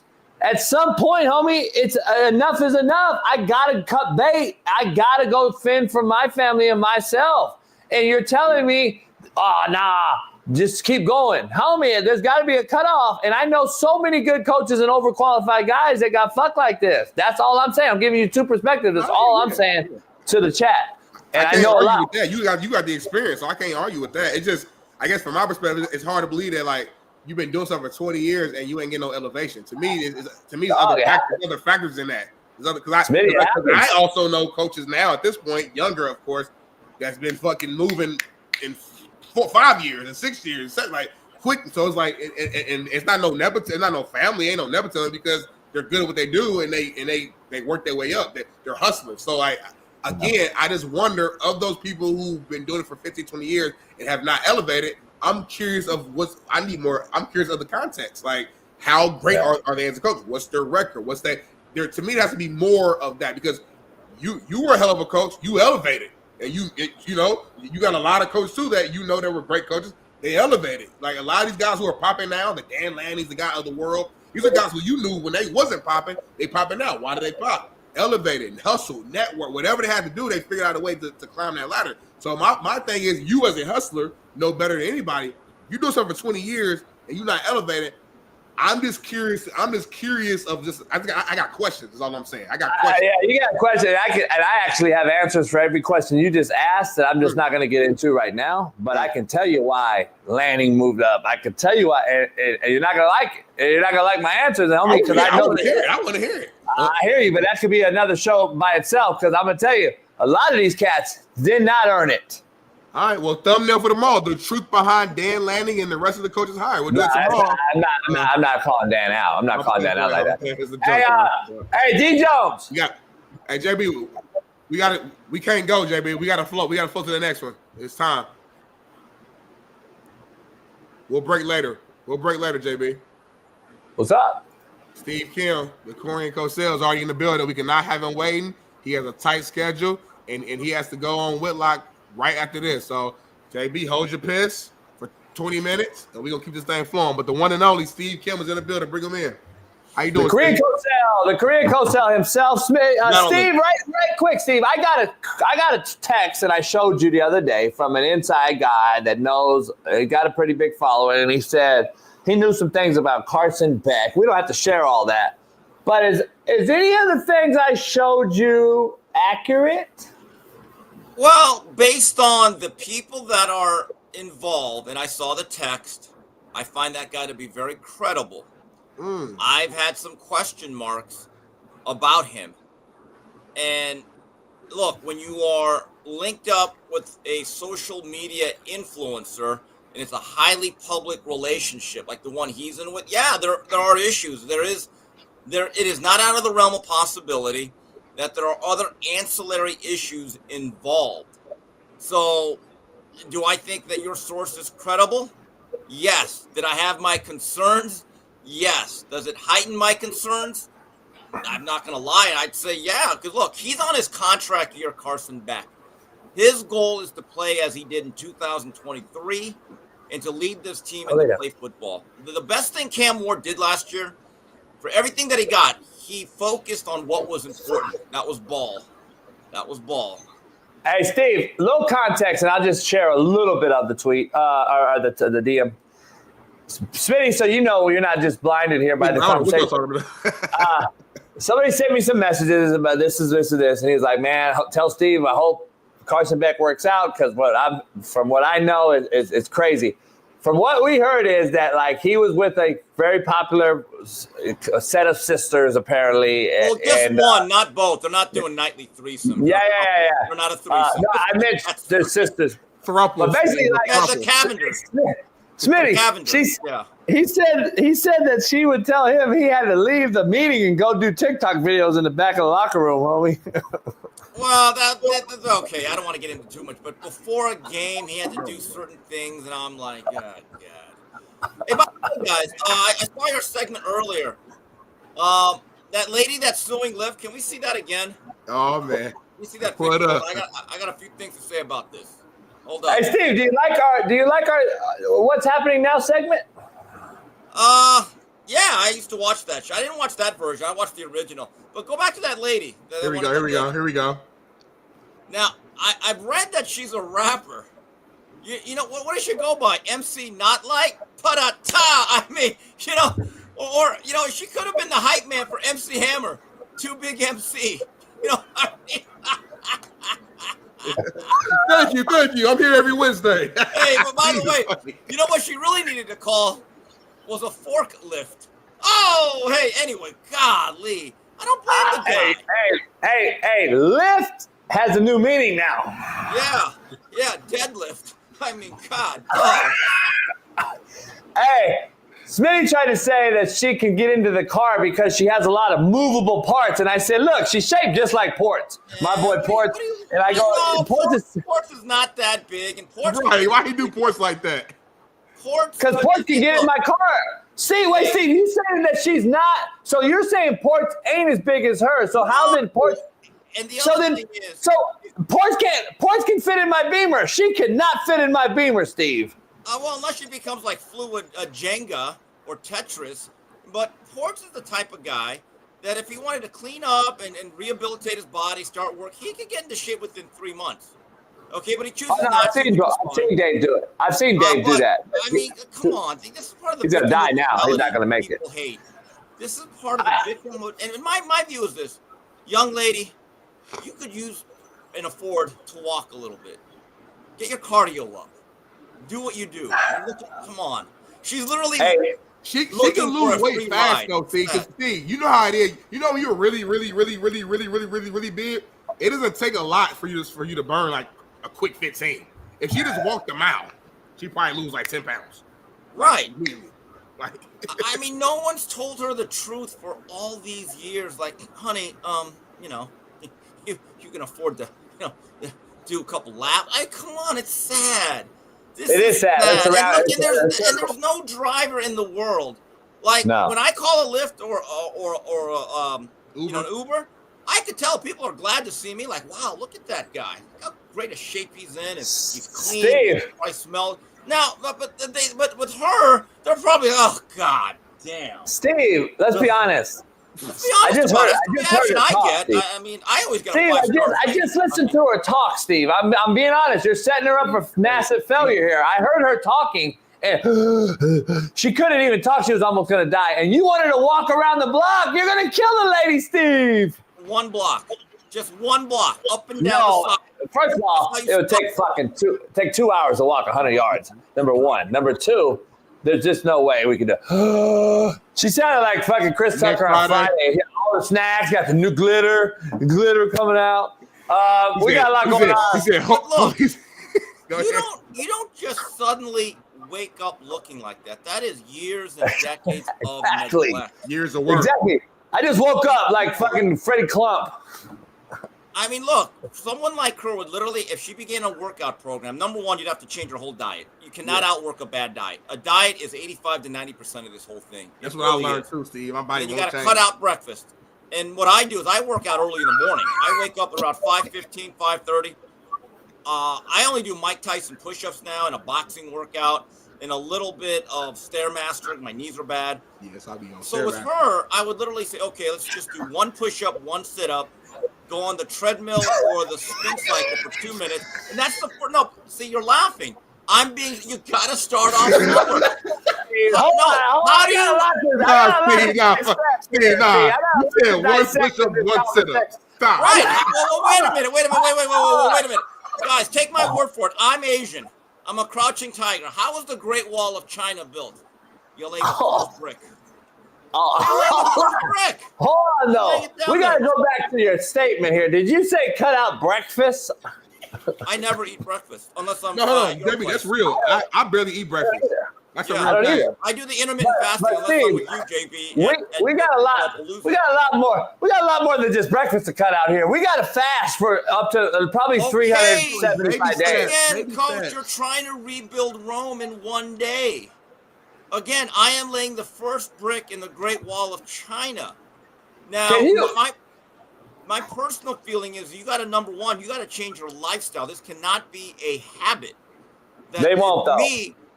I agree. And now she's trying to win the lottery off of Lyft. I don't blame that poor guy for going, nah. My shock absorbers can't handle this. That's a natural human reaction. Now this guy's going to get branded a racist and a bad guy. He's probably going to get fired. There's nobody in the world that does that job. Wasn't he like a Hamas or something? He was a foreign guy. He had a dialect. So I don't know. Yeah, he's just living the American dream. God bless him. But I just like he saw that shit, Steve. He was like, Jabba the Hutt. Like he thought it was a movie. Like he don't know what the fuck that was. In the sense of entitlement, like I know this when I am an Uber or Lyft rider, I know I am still coming into someone else's property. I still have to respect that guy's property and his. And to think that I'm just going to look in any way and do that, come on. Let me be devil's advocate here, guys. Hey, this is comical. Are we saying this should be a weight limit if you could call for Uber or Lyft? Are we saying like if you're a certain size, you just can't get on Lyft or Uber? It is what it is. Like you need to have a disclaimer. You should have a disclaimer. You should have a disclaimer. I would. Yes. So like left tackles and shit in the league, they just can't get Ubers. Well, left tackles are lean. Left tackles, okay. There's nobody. Come on. Come see Steve. This lady is built like obese Jerry Ball. Come on. All that's movable, Steve. She can move that and get in the seat. She said she could fit to her friend's Chevy Malibu. Smitty, I'm in the conversation like this because we got a lot of sports to talk about. Would you get on the boat with her? Hell no. I wouldn't no. Then stop fucking defending her. Because if you can't get on the boat with her, you imagine Steve Kim on the boat with her and Spree and Ruben the other day? Fucking boat in the back like this. Would have been like this the whole time. Get out of here, man. I'm not doing that. Now she's suing. Look, the guy has a right to say, I'm good. If you put ports opposite, we'll be lovely. Well, I have a question, though. What if a guy is completely drunk and belligerent? No one would have an issue with the driver saying, you're not coming into my property. Of course not. Yeah, 100%. And I got to be honest, Steve, the brass tacks here no one wants to discuss is, A, she probably hasn't seen her parts 30, 20 years. And the downright just smell, I couldn't even imagine. So I'm not even going to get into that. So anyway, God, let's dive into it, Steve. Smitty, let's get into what's wrong, Smitty. Nothing. You good? I'm going to talk about some NFL, man. A lot of hirings happened over the last couple weeks. I got to ask Steve right out the gate about the 3 quarterbacks on our thumbnail before you even get into the thing. I got to ask him. We didn't talk about that yet. Yeah, who do you think, Steve? Who's the best fit right here? I mean, I don't know. I actually think Aaron Glenn is, what I've read and seen, I guess he wants to talk about the possibility of Aaron Rodgers. I don't think that's a bad move. Aaron is still okay. He's not what he was, but he's still better than at least half the starting quarterbacks in the National Football League. Look, let me ask you you're looking for a bridge quarterback, right? You're looking for one, like Russell Wilson in Oakland. Me and Whitlock talked about that. Whitlock doesn't like it. My view is this. Who else is out there that's better for 1 year that's going to carry you through? And that's the question I have for Aaron Glenn and the Jets. Okay, you should say get rid of them. Everybody on ESPN, get rid of Aaron Rodgers. Well, who's out there better? That's another question you have to ask yourself. If you judge Aaron Rodgers by 2010 to 2021, Aaron Rodgers, right, he's not as good as he was. Judge him by the average of the league, and he's still pretty good. You know, the guy that I'm interested in is, because I want to see him do sound bites all throughout the year, I want to get Jameis Winston a starting job because he's just entertainment. JB said he's over it. I just want to see him eat those W's, man. I mean, we need Jameis Winston to get I want Jameis Winston to be like the bridge quarterback for every team just one time. He's funny. He's hilarious. I love Jameis. He's a Seminole. He's okay by me. Steve, we got to be honest, though. We got to be real honest here. Like, all the shit we talked about, Aaron Rodgers not very good. He's finished 8th in the league in yards, touchdowns. I mean, the guy still threw for 4,000 yards. Again, Confucius say, the standards we have for somebody is what you think of them. So that already means you think Aaron Rodgers is still a bad dude. Because if you think that's a bad year, you know how many quarterbacks, if they were 10 years younger, put up those numbers, would be getting a $50 million contract? Yep. That's a great point. And here's another thing. I think Aaron Rodgers owes the Jets a good season. Maybe not a Super Bowl, but get them off and put them in a better place than where you found him. And I think people would say, okay, Aaron, you can go off into your retreats and smoke weed all day or whatever he does. Smoke weed every day. Let me ask you this. Let me spin this question for the Raiders and the quarterback situation in Vegas with Pete Carroll. Do you get a guy in free agency? Do you trade for a guy, or do you use the draft? In what way would you go about it if you're Pete Carroll right now, or a GM advising Pete Carroll? This is the way we have to go. One of those three ways. That's a great question. I don't know if they're in position to get one of the coveted quarterbacks of this year's class. Again, you may have to just go with the bridge. Seriously, if Russell Wilson is your quarterback for the next year or two while you retool the rest of that team, then I think he's going to come relatively cheap compared to what other quarterbacks are getting at the top end. I don't know. The Raiders are kind of in that middle, aren't they? They're not high enough to get either Shador or Cam, no matter what you think of them. But the other thing is, here's another issue. What if Max Crosby wants out? Do you parlay that into getting into the top three to get one of those quarterbacks? I don't think Pete Carroll lets Max Crosby go as a defensive guy. There's no way. I got to ask you this, though. Don't you go young then with the 27-year-old Sam Darnold, who's the youngest of the three? You have to go completely young. Look, if you get Darnold and you say, okay, Darnold, 4-year contract, reasonable money. Here's the issue. There's no Justin Jefferson, right? There's not even an Addison. Yeah. Do they even have a Hawkinson? Well, they do. Their tight ends are good. Their tight ends are Brock excellent. Bowers the dog. Brock Bowers is an all-pro. Okay, so that's one part. So if you can get a guy like him for relatively moderate numbers, it's not the worst thing in the world. But again, I actually read that Pete and Russell are kind of seeing eye to eye again. I'd be nervous that Sam Darnold would go back closely to who he was before if he does not have the white weaponry around him, though, to your point. Yeah. That's my concern. He may not have a choice, man. May not have a choice. He doesn't have a choice. He's not in the driver's seat no more. Here's the issue I have, though, and what nobody's going to talk about. I want to ask you, do you put Mike, or whatever his name is, Mayer, who's really been Notre Dame, yeah. Kind of a bust. Kind of been a bust. Do you put him in a package deal and try to go get a DK Metcalf or a quarterback? I'm just saying. You're calling him a bust. Why would anyone else want him? I'm saying he's a bust. You know what we want him? He's still a commodity. He'll still go. He's a tight end. It's a freak. He's still a freakish tight end. He just had that whatever happened. Remember, he left for like 4 weeks. Oh, yeah. I forgot about that. I don't know if someone will, but I'm just saying, if he is, I'm trying to get rid of him now rather than a year from now. I don't know what value Michael Mayer has, baby Gronk. Who knows? The Raiders are so far from being a good team. It's almost like if you're Pete Carroll, you have to say to yourself, do I sacrifice this first year? Do I Jimmy Johnson this and go 1-15? But then here's the question: who's this Herschel Walker? How do you expedite that process through NFL draft choices? So yeah, they've got rid of a lot of stuff, man. I'm just going to be honest. They've got rid of a lot. Like give the coach some draft picks and some players, and we'll give them AR5. Hey Steve, real quick off the topic. I wouldn't trade him for a Chico stick, as coach would say. I wouldn't trade him for a Slim Jim. Hey, Steve, I got to ask you, there's no one else better to have than you. And take this as no disrespect because this is not your dialect. It's a total different language, I believe, and ethnicity. Do you know the Asiana Flight 214 pilots' names? Is it like holy fuck? And that's one. That's holy one. fuck. I saw the graphic years ago. I've actually tweeted it. It's pretty funny. Yeah, hold on. Captain Sung Ting Wong. Yeah, something.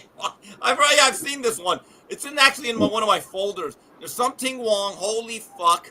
What's We the other Too one? Low. We Too Low. Yeah, We Too Low. And Bang Diao. Why was Steve the perfect person to ask that question? I'm just curious. Well, you know why. I'm just curious, JB. Because Otani asked me, homie. Now let's move on. We got topics lined up in the rundown here that Bailey took the time to put together. So I'm gonna go through the rundown real quick, and we'll go back to some fun here. So Aaron Glenn, who we brought up, was officially introduced as the Jets head coach, and he says, "We're the freaking New York Jets, and we're built for this." Show the video real quick. I want to get JB's reaction and Steve's as well. Put your seatbelts on and get ready for the ride. Listen, there are going to be some challenges, but with challenges gets opportunity. But here's what I do know. We're the freaking New York Jets, so we're built for this. All right. No, JB, no notepad, no notes. Came from the heart. Scanned the room. What's your overall take or first impression on Aaron Glenn? You like horrible coach. What do you mean? Get out of here. Horrible D coordinator. I'm just gonna be honest. Horrible D coordinator. This is just a repeat delete. This is Robert Saleh, isn't it? Didn't we do this already? I specifically what was the first impression of this video in his press conference? We know your overall opinion, what you think he'll become. First impression of this. Yay. Another hype video. I'm not excited. I have an ailing roster. I have a Devontae Adams who fucking worried about more Taco Bell than he is catches. I got a guy in Jarrett Wilson who's a hype. Yeah. I got Sauce Gardner who don't want to tackle and pulls himself out of the game. I got Jermaine Johnson with a fucking Achilles, my best pass rusher, out. I got Quentin Williams is my best defensive player, and that's it. Like I got a lot of issues here, and I got a D coordinator. If you look at Detroit's defense, is the most unsound defense in football, and now he's the head coach. Well, wait a minute. Because he played there. Jump in, Steve. The Detroit defense was actually going to be really good, and they just had 58 injuries. Thank you. No, they had good players, Steve. They had good players. They were not and good. They got stripped away. Coach, there's never been a coordinator that said, man, he had shitty players, but what a good defense. It doesn't work that way. Right. Players I get it, but you still got to have some sort of similar. You lose Aleem McNeil. You lose a lot of your cornerbacks. You had issues. Alex Anzalone was gone for a couple weeks. Look, I thought he did a great job in that press conference. I thought he made a very good first impression. Now he's got to get to work. Who are his coordinators? That's going to be key. There are still some players. Now, if you can tie this together with a good version of Aaron Rodgers, who was locked in, he's all in, I think you have a shot to be not terrible the first year. But who they hire as a GM, you know? I don't even know. Kid out of Denver? Is that who they get? They end up getting? Bailey? Did they get the kid out of Denver? I think they got a young kid out of Denver as assistant. Is now going to be the GM. He's as good as Brad Holmes. I mean, Brad Holmes is the key to that whole thing in Detroit. That's my point to you, Steve. That was my point I was going to make. You got to really dissect this roster, and you may have to trim some fat with some guys that could be just a bad nucleus. This roster is overhyped to me. Like, the guys that we thought were supposed to be so good have really been, Not so good. I'm just saying. When we let Aaron Glenn get through his first OTA, I mean, that's part of it. He But let wants me to get a ask you look at this. these guys. To Shaun King's point, like, does Aaron Glenn scare Aaron Rodgers to say, hey, I'm going to go to Egypt for a week. I'm going to miss OTAs, dog. I'll be back. Like, that's the problem there. That's the problem there. If I'm Aaron Glenn, I'd say, Aaron, are you in? Are you all in? Yes. All right, see you at OTAs. And if I get a but, I'd be like, excuse me? Look, and I'd write that, Aaron, either you show up to this or I'm going to move on. I'm good. But he ain't saying that.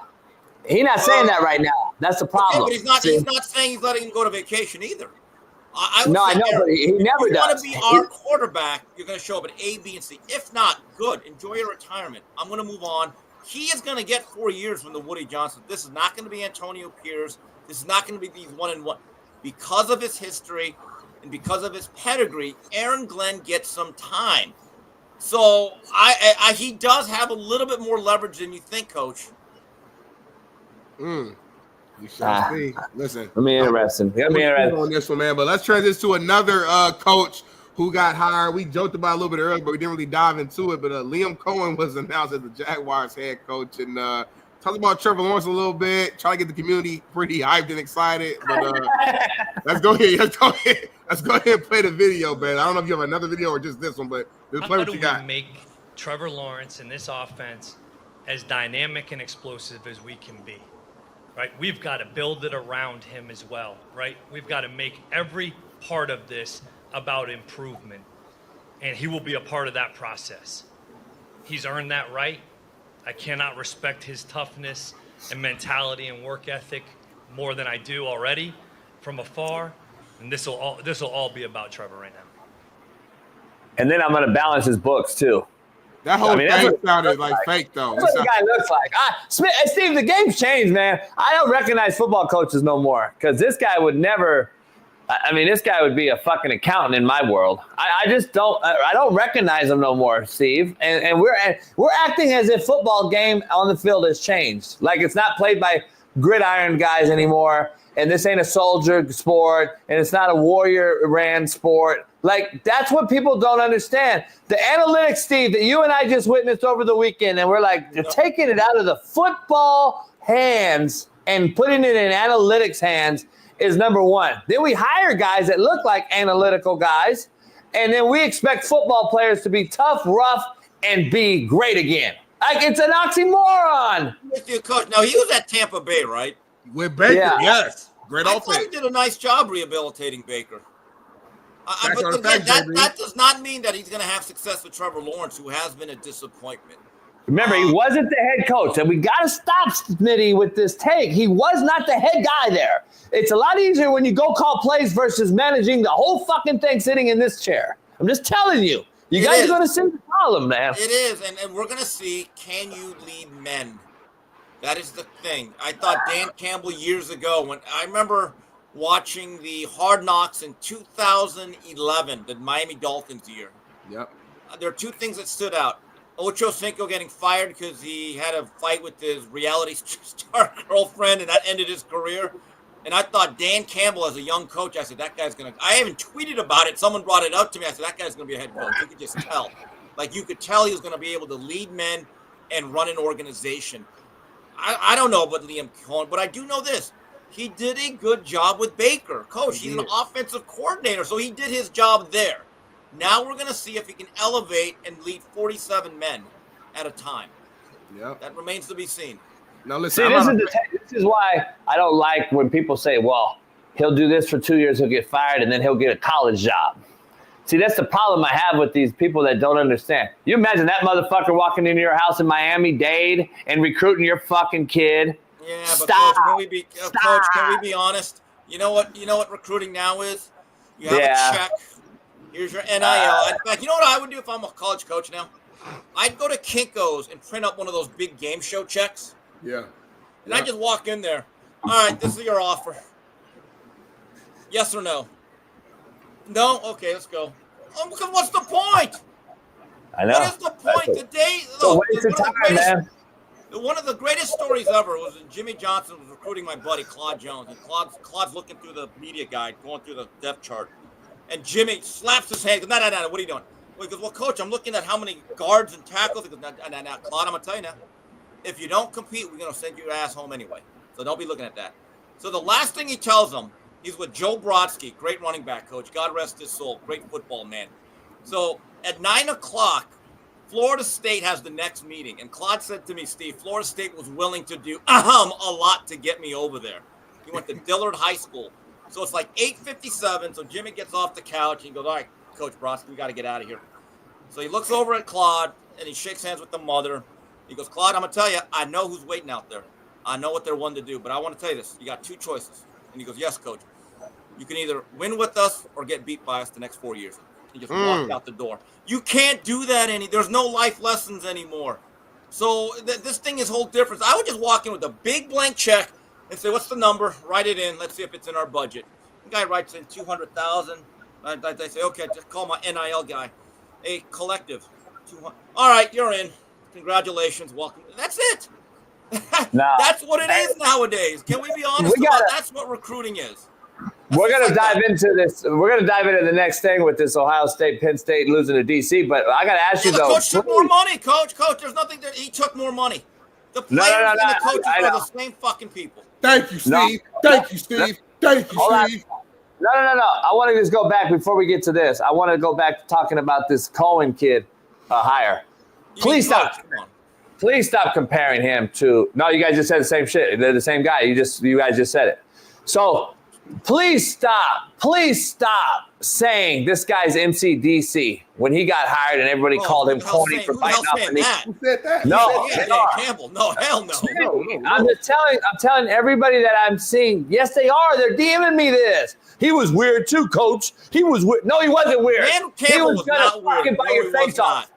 Yeah, there's a huge difference in biting your face off than duo. Fucking Coach, weirdo. It's really kneecaps, but yeah, you're right. He's nothing like Dan Campbell. He ain't like Motor City Dan. That's a man's man. That's fucking weird, Steve. This is weird. Let's dive into it. Play it, baby, so Steve can hear it. Is that a skinny tie that he's wearing? I don't like that. I don't like it either. Power tie. Steve. Duval.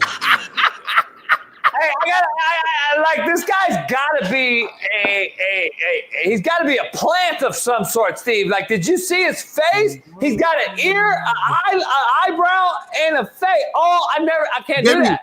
I didn't even do the eyebrows. Like, I can't even do what he did. And his ear and his lips. His ear. Guys, I have a question. That's serious as cancer. Rock him. Steve, rock him. Great breakdown by Eric Weddle on the little things that matter, the coaching advantage that the Kansas City Chiefs had over the Buffalo Bills. Because in a big game, there are no little things. A thing is a thing. It all matters. Eric Weddle broke it down on a micro and a macro level. But I have a very basic question. And Smitty, you keep up with this more than I do. Has there been an explanation why James Cook only got 16 carries? Because me, Coach, and Coach Parker are watching the game at the JB Touchdown Cigar Slapdick Lounge. And there's parts of the game we're all saying, where's number 4? Right. This game kind of look, nothing against Ty Johnson and Runnin' Ray Davis. They're good backups. Game like that, you cannot just think plays. You got to think players. And James Cook is developed into like a top 5-ish running back.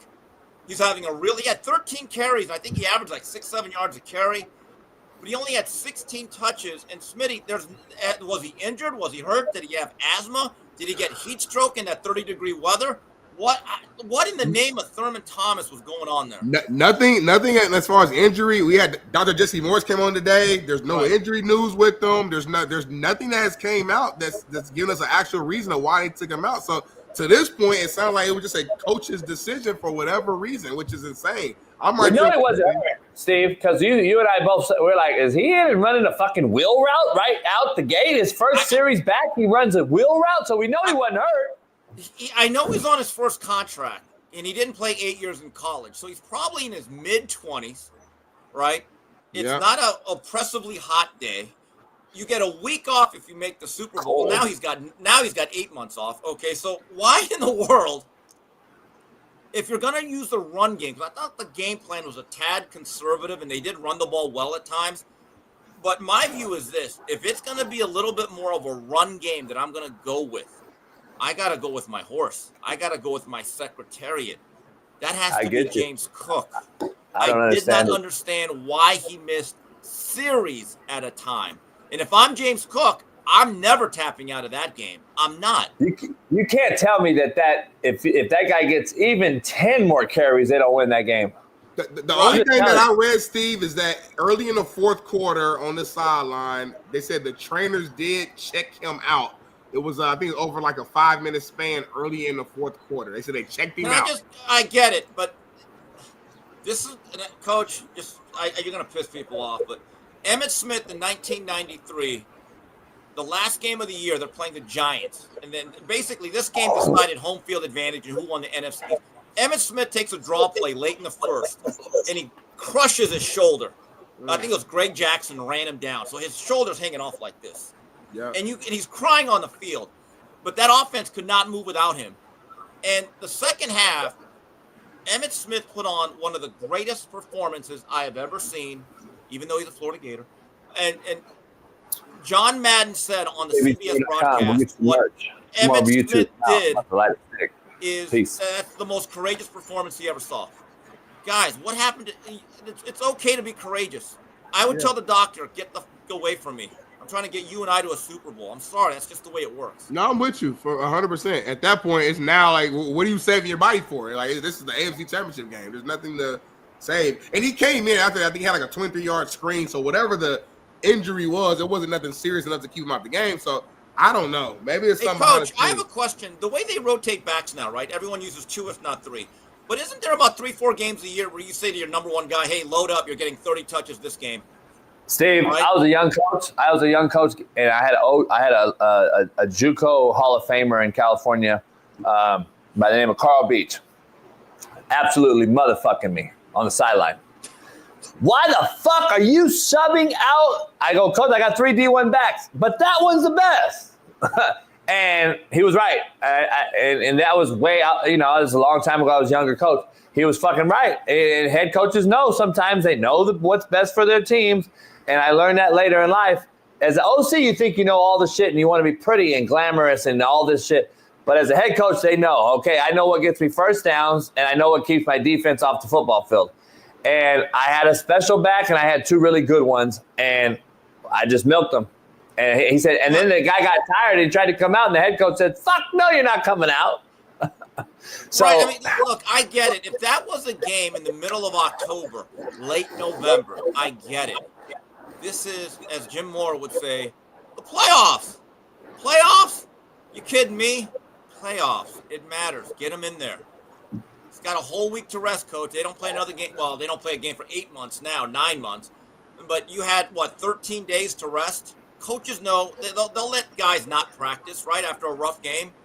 I've heard of stories where a coach will say, hey, you and you're off. You're not practicing till Thursday. Don't worry about it. That's how you do it.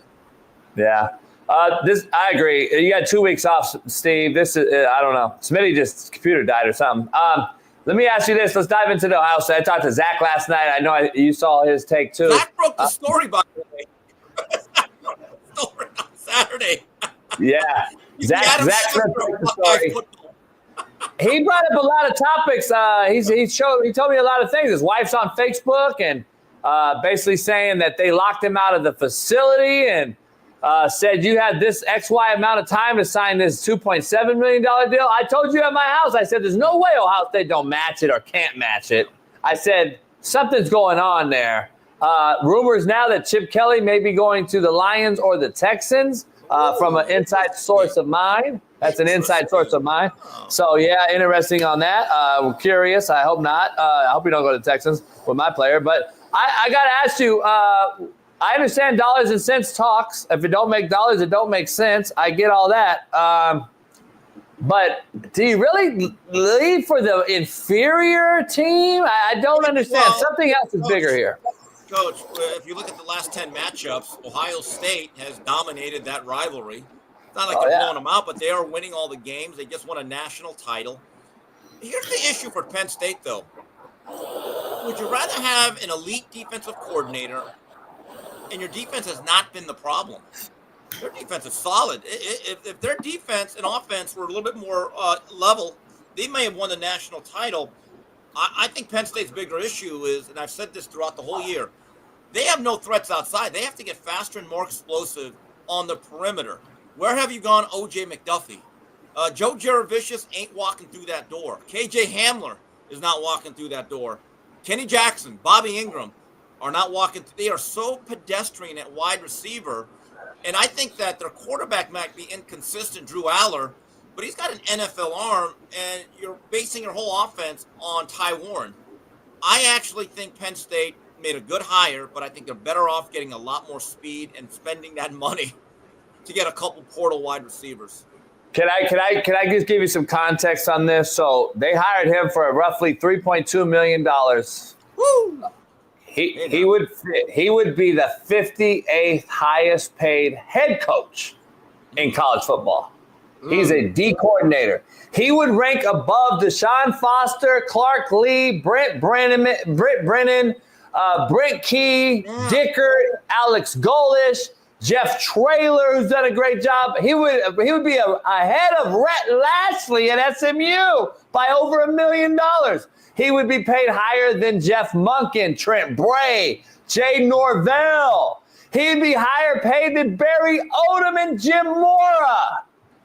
I just got to be honest, just giving you guys context, this is the defensive coordinator. He would be paid higher than a half the NCAA head coaches. So, to your point, Steve, why would you put all that money in the kitty on the defensive side when your defense has been legit for 30 years? Yeah, I'm with you on that. I didn't look at Penn State and say, God, if they just would have had they had one of the better defenses in the country. Abdul Carter will be a top 5 pick. They've consistently produced on that side of the ball.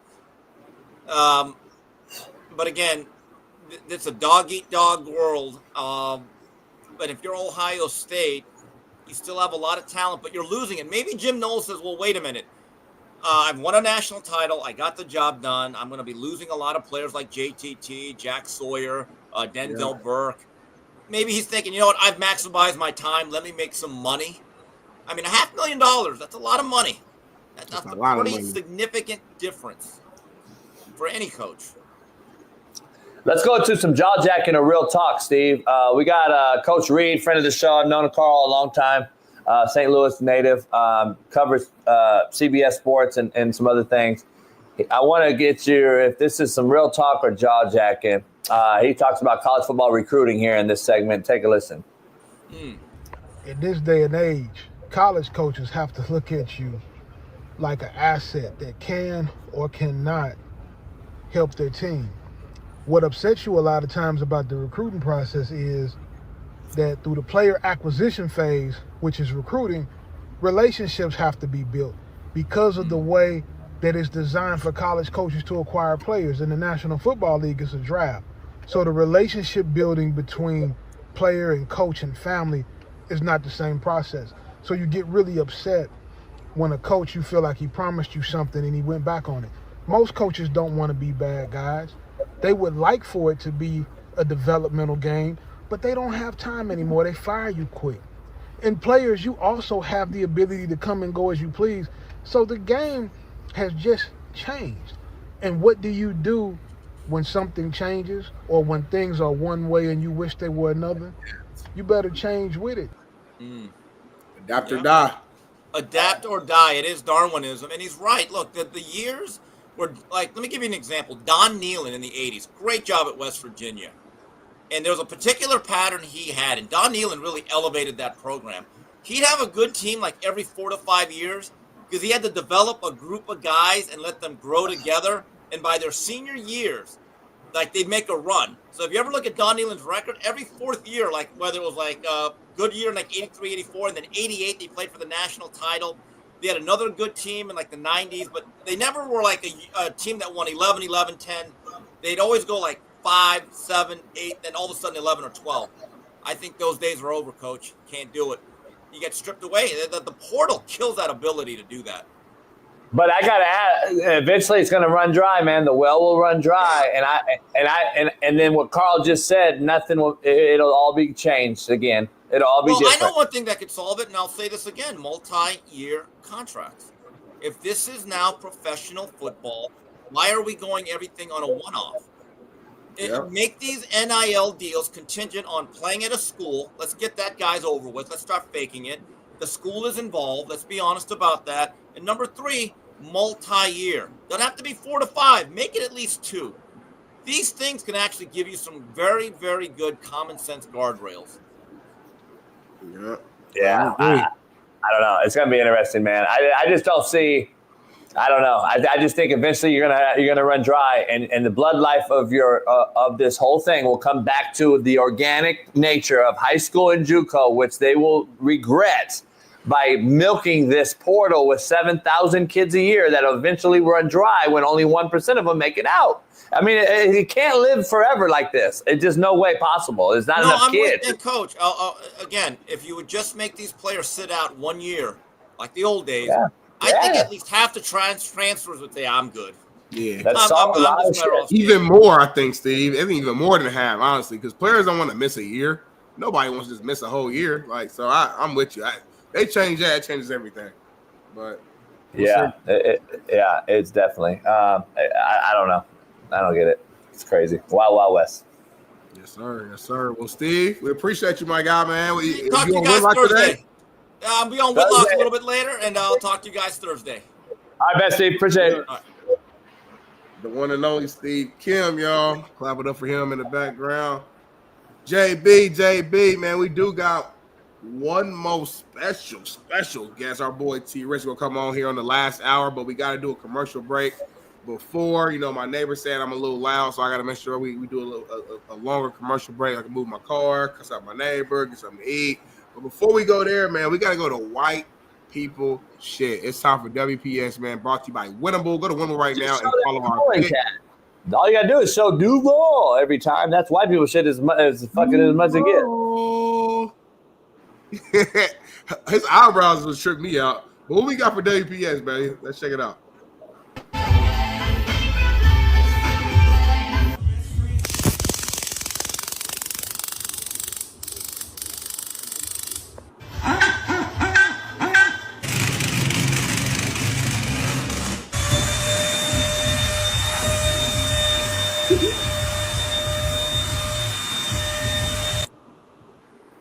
That's what my neighbor's doing right now. So why don't you do it back? No, they're doing this to me because they said me and you were so loud in the morning, so I'm about to go down there and take care of it. What are you gonna do? Huh? What are you gonna do? Have a conversation. See, this is the problem, man. We get. God, fuck! I wish I was there. What would you do if you was here? I'd be the bad guy, so you don't have to. What would you do, though? I'd choke fuck out of somebody. Just choke fuck them. A good choke fucking is the best possible get right quick act that you could do. So what's the difference between just a regular choke and a choke fuck?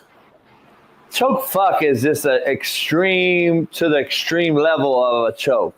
Oh, okay. It's like a disrespectful, like it ain't that. Oh, is it? No, it's this, homie. Oh, you're like fucking choke fuck the shit out of you, homie. Yes, I would have choke fucked the shit out of the dude that threw his helmet and pushed the coach.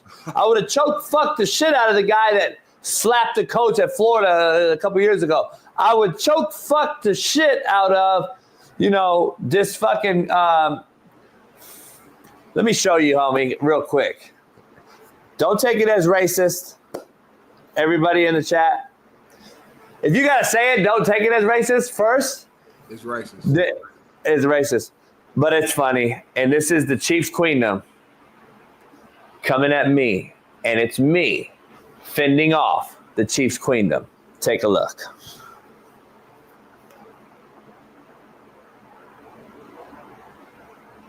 Oh, that's hella racist.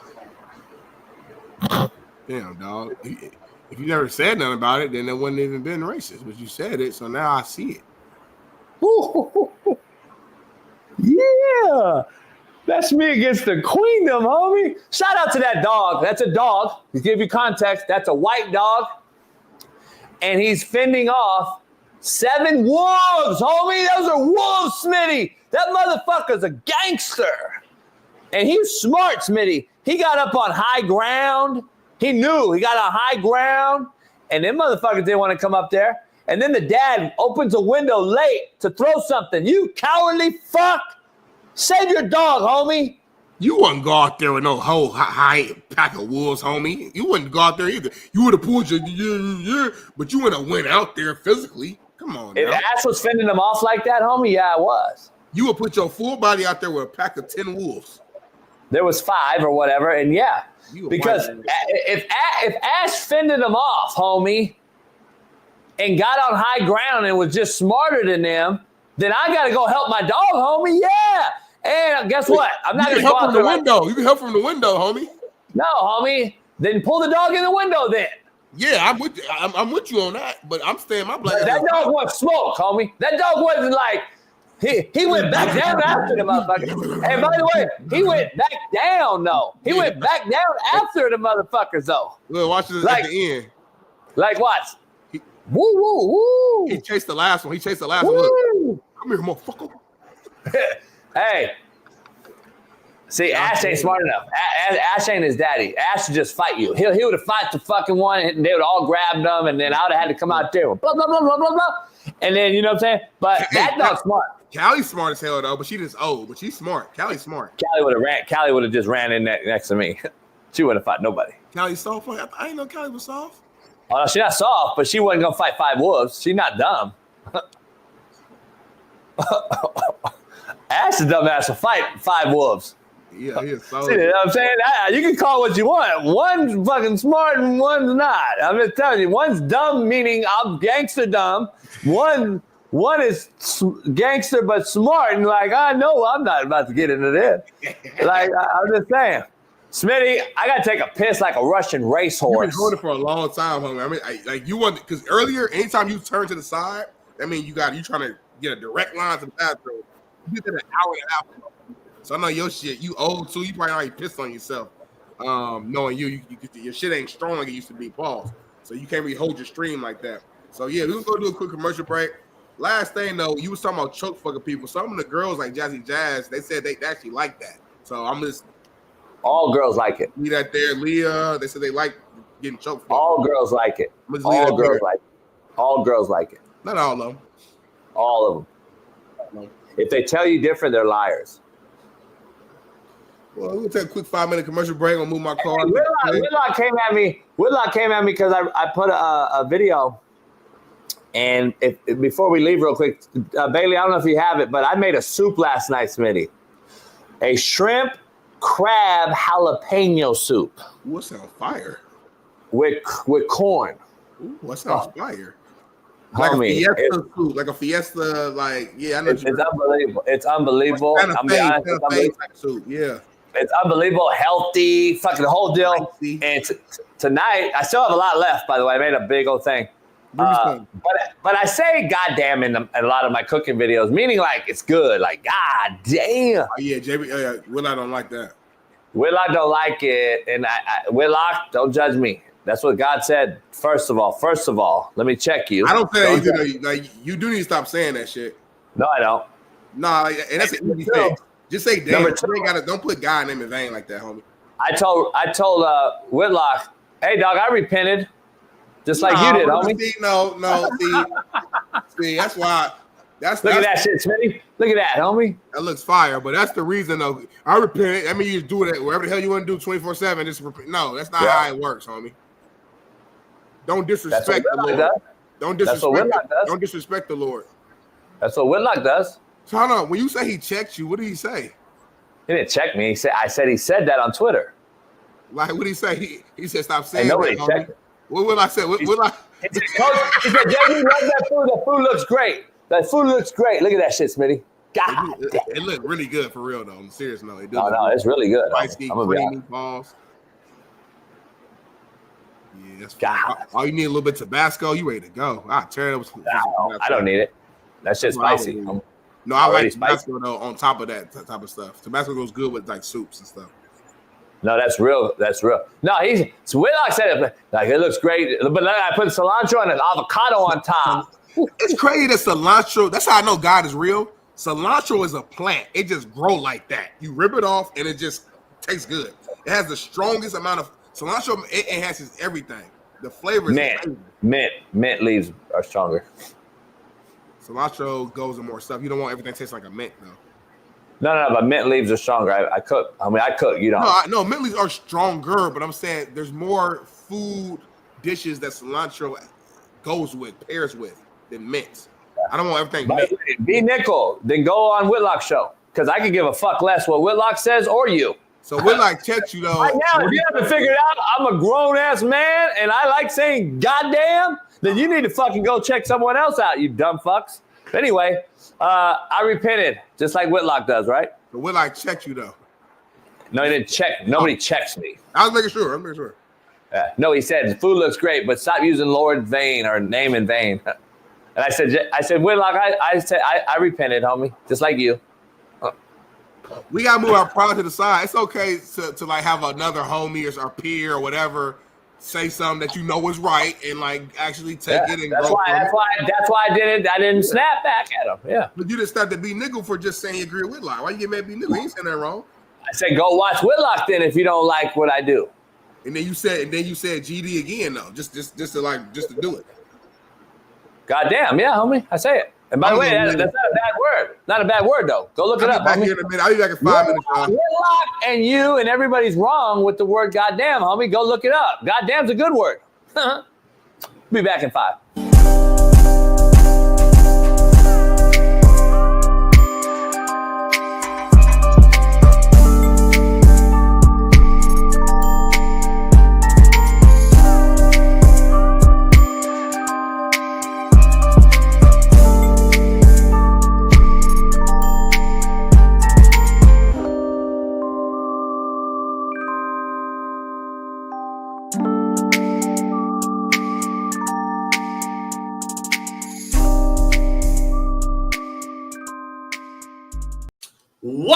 What up, man? This is a proud new sponsor of the Coach JB Show with Big Smitty, and it is First Round Performance. Yeah. Make sure you head on over to firstroundperformance.com.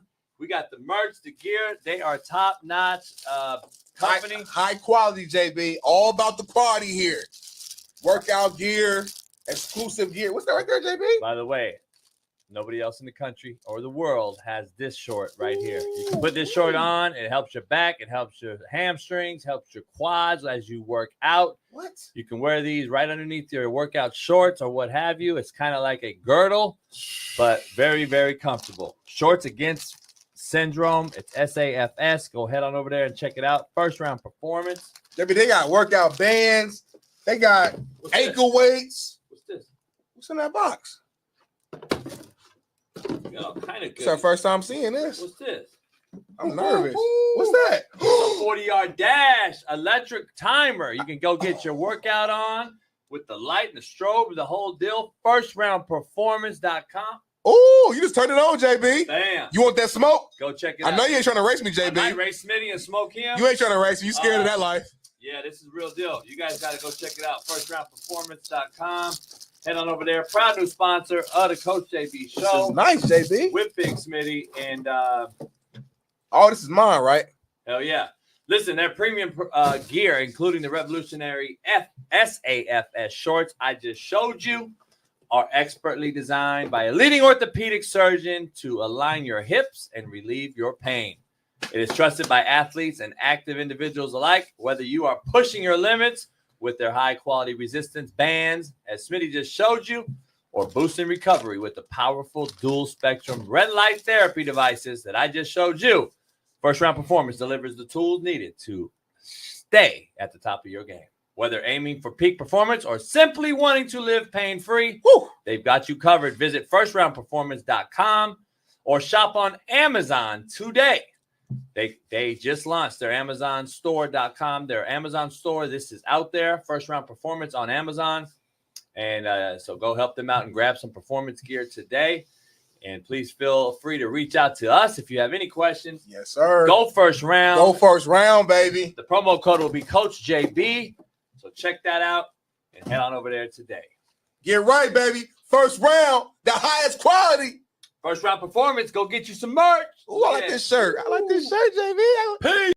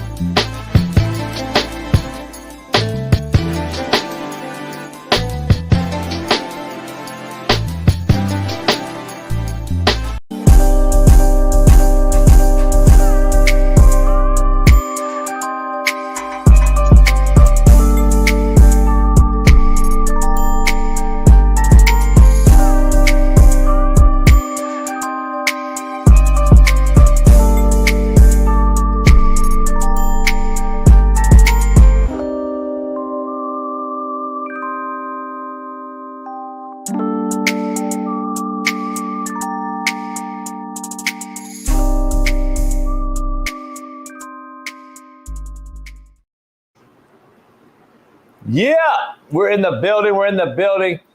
Here's an issue with goddamn, okay?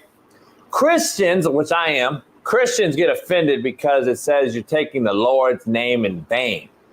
And because you use a phrase as a curse word, I think gets a little taken out of context. I'm going to be honest. I'm just going to say it. It's not really a bad thing. Go do the root of the word and the words, the term goddamn. Just go do some research.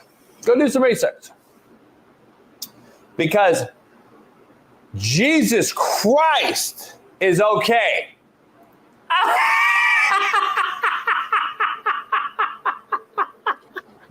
You shouldn't be the one that speaks on that because I can speak on it, homie. I can speak on it. You're not a believer. You don't follow the word. I believe. I know more about it than you. So you shouldn't try to really speak on it. I know more about it than you, homie. I know more about it than you. Earlier when Dude said you a white man, you can't speak on black stuff. This is the same thing but different. It's like you can't speak on.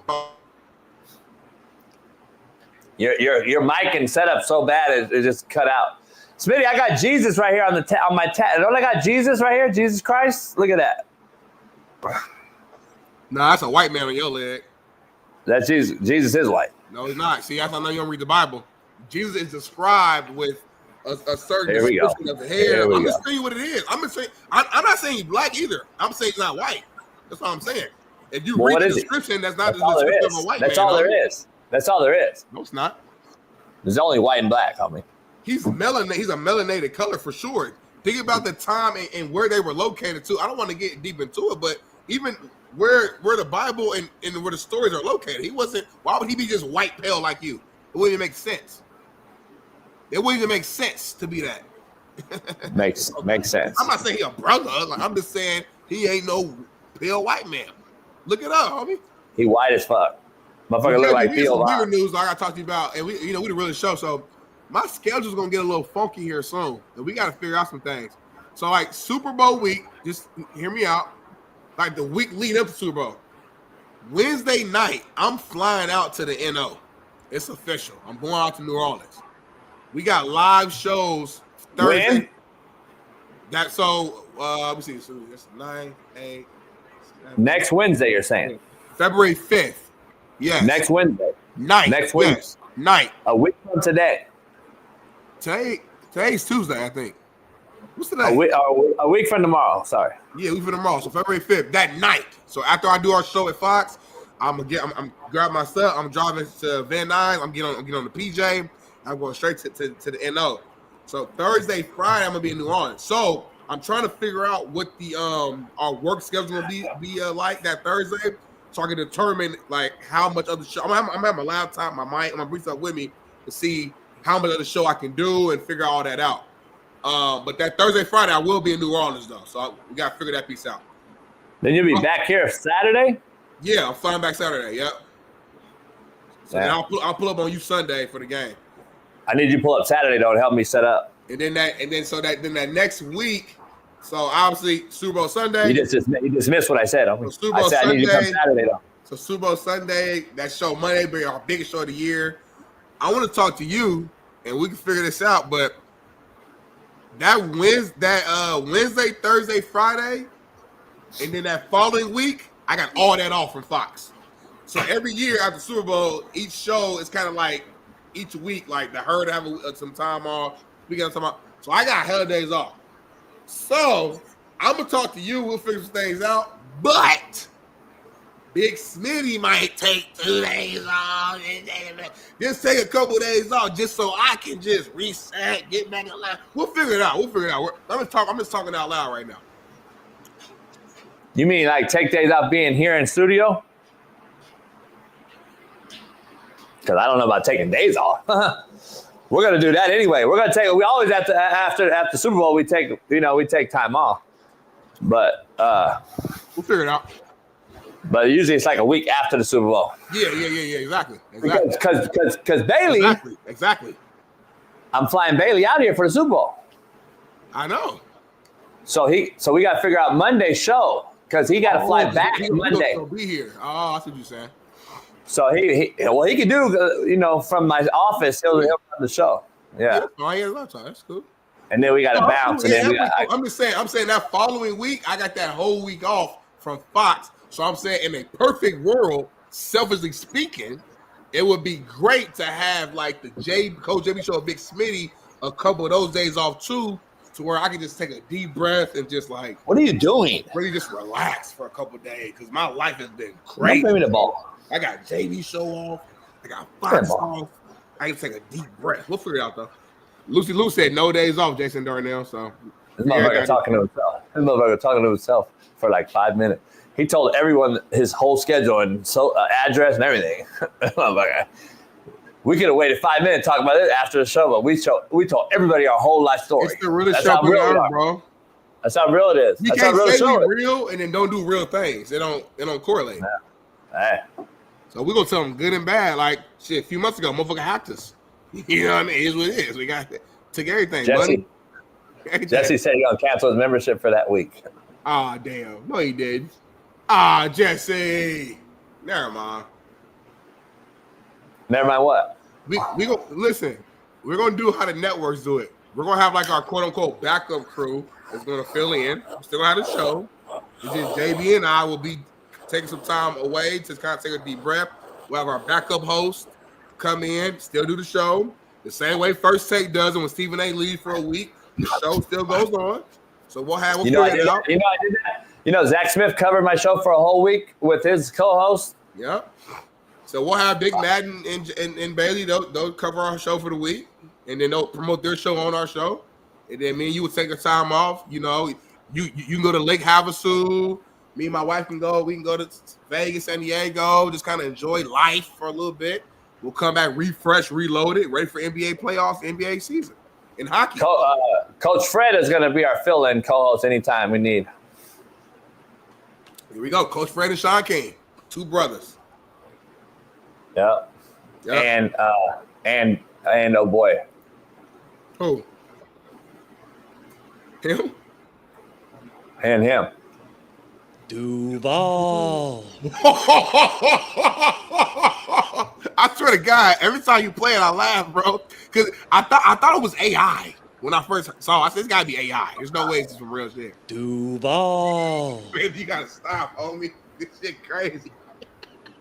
Hey, speaking of coaches, though, let's dive into owners and coaching decisions because another weird senile motherfucker that's out there is Jerry Jones. And take a listen to what he had to say sitting right next to his new hire. Take a listen. Now, I get my proverbial ass kicked over needing people in my comfort zone. Without this thing being about me in any way, if you don't think I can't operate out of my comfort zone, you're so wrong. It's unbelievable. This is as big a risk as you could take. As big a risk as you could take. No head coaching experience. Then let me share something with you. Wait, it gets worse. With all of that, you've just heard him reference his osmosis, his family. Anybody in this room that doesn't believe the apple doesn't go far from the tree has missed it someplace down the road, especially if there was an effort to make it that way, and there was an effort. But then you go around to the countless numbers of coaches that Shotty has served on staff with and been around, the countless players. How often do you have someone that has 25, I'm going to say 25, it may be 26, of years of working through the human relationship and working, aspiring to learn, have his ears and eyes wide open and looking for techniques and looking for things that make coaches better? He said, hold on, he said, I've never went more out of my comfort zone than I'm doing right now. This gentleman next to me has zero coaching experience. He does not know football. He cannot coach the game. He cannot motivate men. The players won't respect him. This is why I hired him. This is the...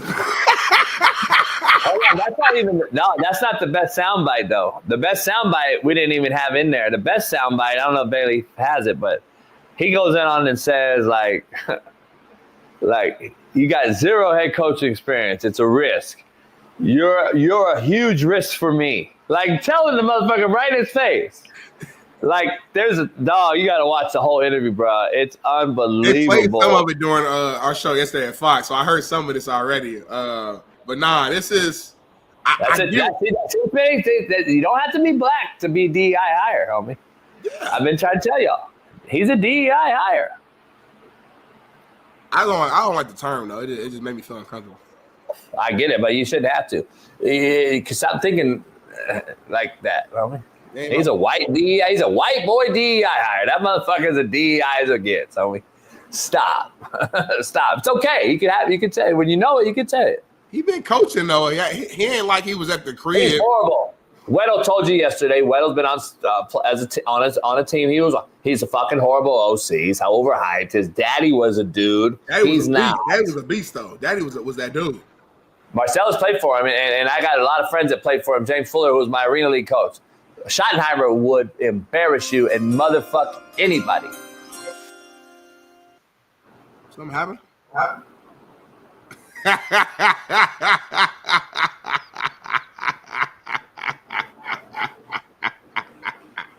T-Rich Tuesday with the brand new shades. The Bama had the NFL draft hoodie and the Bama sweats. He let you know that he's a guy. He's a guy. I had that wrap on my wall at Indy. Behind you, I had that wrap, a huge whole wall wrap with that. Hey, that ain't a bad idea. What did it say, JB? Don't read it right now, word for word, without looking. Cover your face. Cover your face. Why you covering your hand on my shit? Black people shit. Black people shit. Black people shit. Hey, Smitty, T-Rich, is Jalen Milroe a tight end? Oh shoot, damn. Oh man, don't not today, man. That's crazy. You just joined the show. He didn't tell you how. Wow. Yeah. He didn't say how your weekend went or nothing. Golly. No, he's not. He's a quarterback.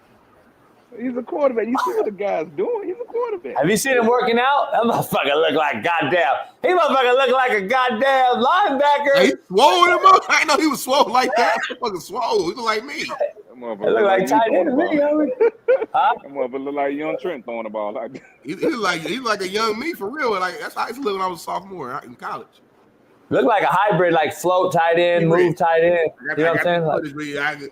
We can put a video of your boy Smitty was swole. You seen the squad video? I had baby pull up. Hey, T-Rich, but let me be real brass tack. He declared, and now he's getting ready for the NFL. And you really think his best shot is at quarterback? Richardson, a tight end? Huh? Is Anthony Richardson a tight end? Should be. But I'm saying, I think his Jalen Milroe played quarterback, homie. Why would he play tight end? He never played tight end in his life. So did AR5. You sound like Bill Polian when he said Lamar Jackson should be a wide receiver. Now look at him, about to be a 3-time MVP, played the AFC Championship, and he's one of the best players we've ever seen. Bill Polian, old white. He's not from Compton, homie. He's very good at evaluating talent, though. That's a fact.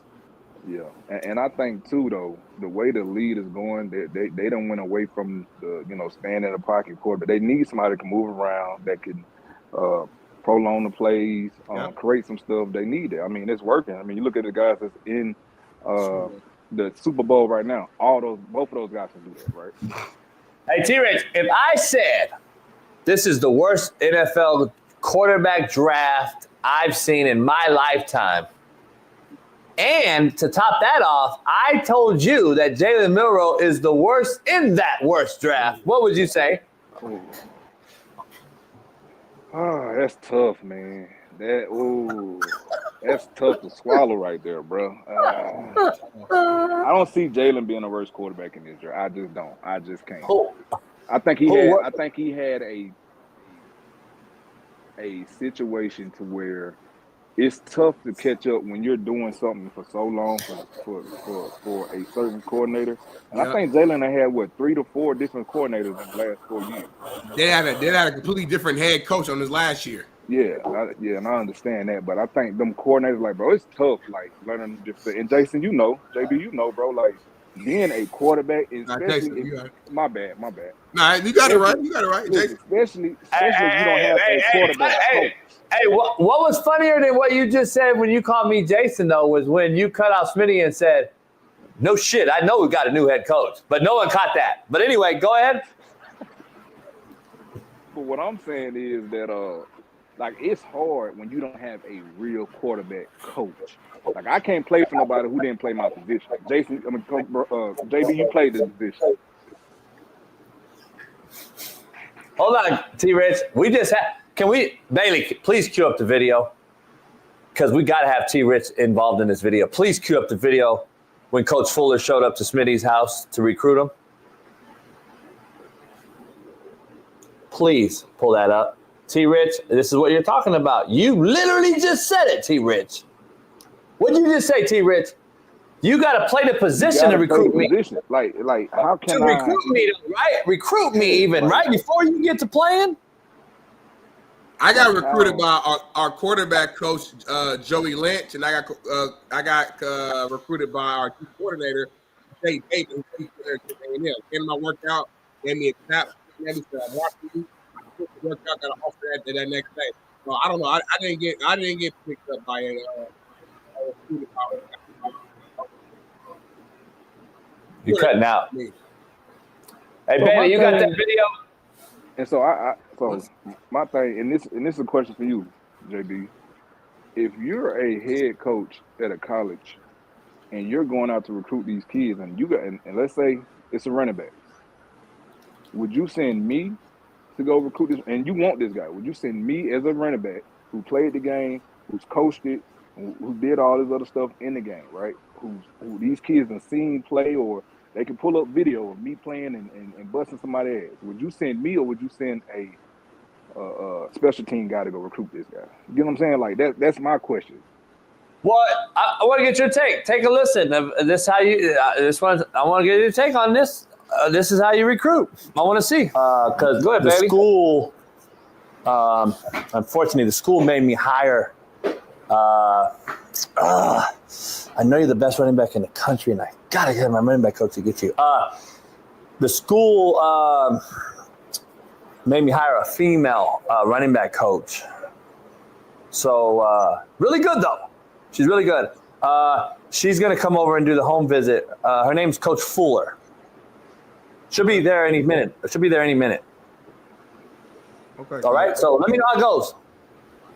All right. Thanks, Coach. Hold on, though. T-Rich, Smitty said he doesn't mind. You don't have to play the position to recruit him. That's what he said. So let's see. Ding dong. Ding dong. Come in. How you doing? You Coach Fuller? Yeah. How you doing? I'm How you doing, Darnell? Brown told me you were coming by. Pleasure to meet you. How you doing, Darnell? Man, we really want to get you on our campus. We really want to get you on a visit. And I think Coach Brown is really, really high on you. and I know you could tote the rock. Okay, You could tote the rock. I know you could tote the rock. You could tote the rock. I appreciate You that. could tote the rock. I want you to hit. I want you to jump out. Do you have? What? What type of experience do you have coaching the position? Coaching the position. This is my first job. Oh, okay. So, I'm gung-ho. I'm a go-getter. Okay. I am a gung-ho go-getter now, and I'm going to get you from point A to point B, Darnell. Man, y'all play too much, bro. Y'all play too damn much. No, that's Jason, homie. Hey, I'm just saying, T-Red, she's a go-getter. I'm saying, why you was bent over like that? Because she's short. Because she's supposed to be a short woman. He would disrespect because Shorty's a running back. She's short, homie. T-Rich, she's short. And she walked into T-Rich's house, homie, and said, T-Rich is the #1 running back in America, and I need to get you to play for me. Are you going there? I can't do it, homie. I didn't go to Florida State because I felt like Bobby Brown was going to be out the door. And I'm not saying like be fired. I thought he was going, because I seen him sit down when I was at his house, and he took 30 seconds to sit down, and he almost fell out the seat. And I'm like, man, Bobby Brown ain't gonna last. Like, he ain't gonna be the guy. And Jimbo kept saying, I'm gonna be the guy. He kept saying it. But it was like, man, if I'm gonna go play for somebody, bro, I want to play for Bobby Brown. He's the legend. He's the guy. He's had these successful work. He done had work done. He didn't have work done contact me. Like, these guys I need to be in contact with. Like, I just can't see and there's nothing against the women. Listen, nothing against the women. We ain't trying to get canceled, right? But the thing is, I can't tell a woman how to control her period. I don't know how. I've never experienced that. And I'm just saying, I just never have. But I have been around a woman coach who was a D-lineman coach, and she was a dog. I will give her that. But for me, for my position, I just can't see myself getting recruited by a woman as a football running back coach. If you ain't been in those trenches with the Ray Lewises, with the Willis, all of the Patrick, all them boys, man. Like, I haven't seen that, so I don't know if I can trust my career on somebody who's never played at a professional level or at a NCAA level to where it's a game.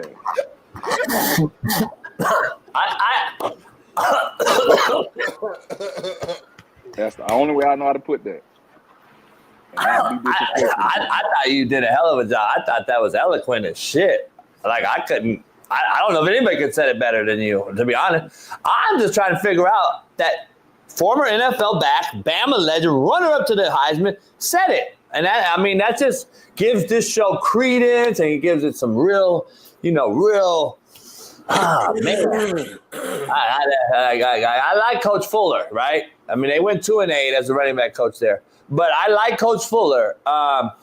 But she gonna get you she gonna get T-Rich to jump cut, get vertical in A gap, get hash number sideline, put the ball on the right side, right arm on the sideline arm. Like, come on, homie. Anyway. JB, you can coach running backs, and you ain't never played a position a day in your fucking life. You ain't never ran nothing. You can't run. You're slow as shit.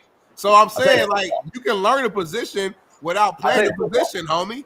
You play football, but it's hella positions. Yeah. Okay, so that means what? You can go coach the fucking kickers now too? No, you can't. Yeah. You ain't never kicked I do it all. Yeah, I do it all. I can't go coach the safeties today and tell the safeties what to do today. I can learn it. I can't go coach the runners today, homie. You can't coach the D-line, homie, and the D-line. I don't know why you're talking to me. Why are you talking to me? I can. You can't coach the D-line. Why are you talking to me? I can. No, you can't. I can coach it. You ain't played soccer, homie. You don't know all the nuances of a double team, how to grab that shoulder and grab that hip and pull him down. You don't know what I'm even talking about right now because you was a quarterback. You had a pink jersey on, homie. Coach Fuller can? Let me ask you something, Smitty. Can you go to Macy's today? Oh, my God. And, you gotta stop. I want to ask you, homie, can you go to Macy's and teach Chi Rich and I how to put on MAC makeup? properly. Why is that the only job that women have to you, Jason? Every time we bring this up, you immediately go to makeup. No. Hold on, not T-Rich. You don't understand. Every time we bring this topic up, the one job that women just own that he goes to is Macy's and the makeup shop. No. Well, I'm saying that's their lane, though. That's their lane. And football's our lane. I don't jump in their lane. Why should she jump in our lane? That's all I'm asking. Bailey, you feel me, man? That's all they do is give makeup. They don't do shit. Hey, T-Rich. You imagine her holding the fumble strap on you, and you pull the fumble strap on me, and she try to pull you and get the ball out. I mean, that's the coach. She's the running back coach, Smitty. Stop fucking bullshitting, Smitty. Stop talking shit. Stop fucking making excuses. She's the running back coach. She got to do running back coaching shit. Bailey, you get the numbers from me for last year, from the team that she, like the running back number, like the rush. I want to know like just if it's available. I don't know if it's open. I don't know. I want to see how good or how bad of a job she did last year. Because I well, care about 2-8. They're 2-8. That's the team, homie. I want to know how the running back I'll room. tell you this. I know room. if it's coming from a female, she's going to be very meticulous on her notes. She's going to have to note everything about. And I'm just thinking about it because females don't let nothing slip between the lines. Nothing. But to argue that, I still just can't see my old lady telling me how to run a ball. Like I just can't take it serious. Yeah, but our old ladies aren't football coaches. You know what I'm saying? I can see my old lady doing it because that's not what she is. Old lady. You're what? Old lady. Doesn't that enough? Just say it. Doesn't that just cut the whole conversation off? Isn't that enough? That's some black people shit. Isn't that enough? Hey T-Rich. Say it again. T-Rich. Seriously, T-Rich. Doesn't that just cut the conversation short? Like here's the conversation. Here's the conversation. Us three are at the bar. We having a drink. Smitty got some Hennessy. T-Rich got a little bit. Why? I do. And then so T-Rich. I ordered a drink for all of us, and then the running back coach come in, and he goes, I mean, the coach come in and say, "Damn, hey, what's up, dog? What up, Johnny? Oh man, my old lady is who coaches you, T-Rich." Why he be leaving, T-Rich? Why he be? Why can't Hey, T-Rich, I'm a huge fan, T-Rich. I never met you, but my old lady is who coaches you. Are you in a conversation, homie? Can you agree? Smitty, just stop, Smitty. Stop, Smitty. Stop, homie. Go to New Orleans right now. Stop. Don't say nothing again like that. I can't wait to go. It's gonna be fun. I can't wait for my old lady to ask me for a Burberry new bag so she can have it on the field to coach T-Rich in. Dude be wearing that too though now. Tell me, and I don't know this answer. And I'm asking this question: like, have a woman been on staff and won a championship yet? Like a Super Bowl? I have no idea. NCAA championship. I'm talking about in a football sport. I don't know.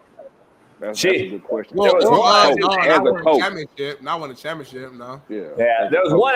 She was an analyst at Oregon, and then she was a defensive analyst, and they gave up 50 against Ohio State in that game. I don't know. I think they were 13-0. Number one team in the country though with her there. So but nobody knew about it until when she came out, and then everyone saw exactly. But it didn't matter. 13-0 with her there. So I think BA might have had one when they went to the Super Bowl that year. Okay. I got so many stats to throw out here. So first off, the year that the female, it's Amanda Roller, not Fuller, first of all. Roller. Damn, baby. Weird, yeah.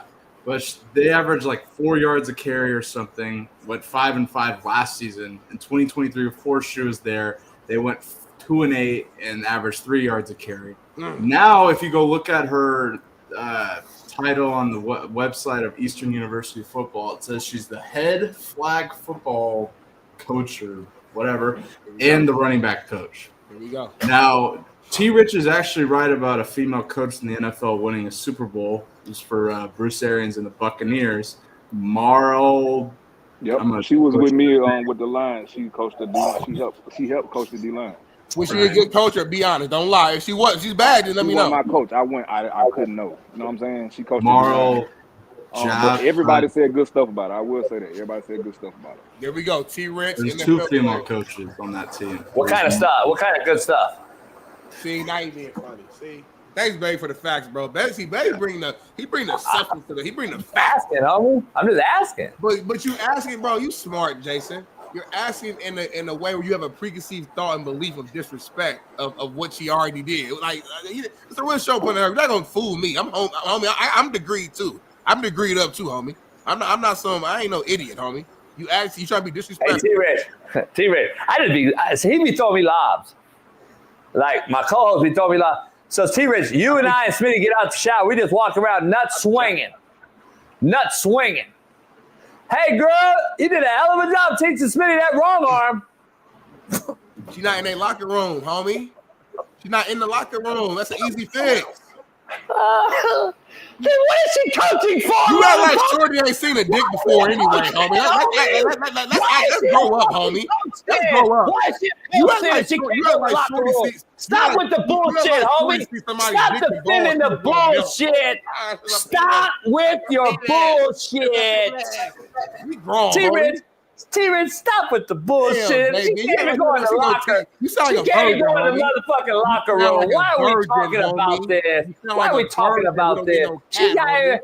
Smitty, would you want your motherfucking daughter in the locker room, homie? Keep it funky. Stop.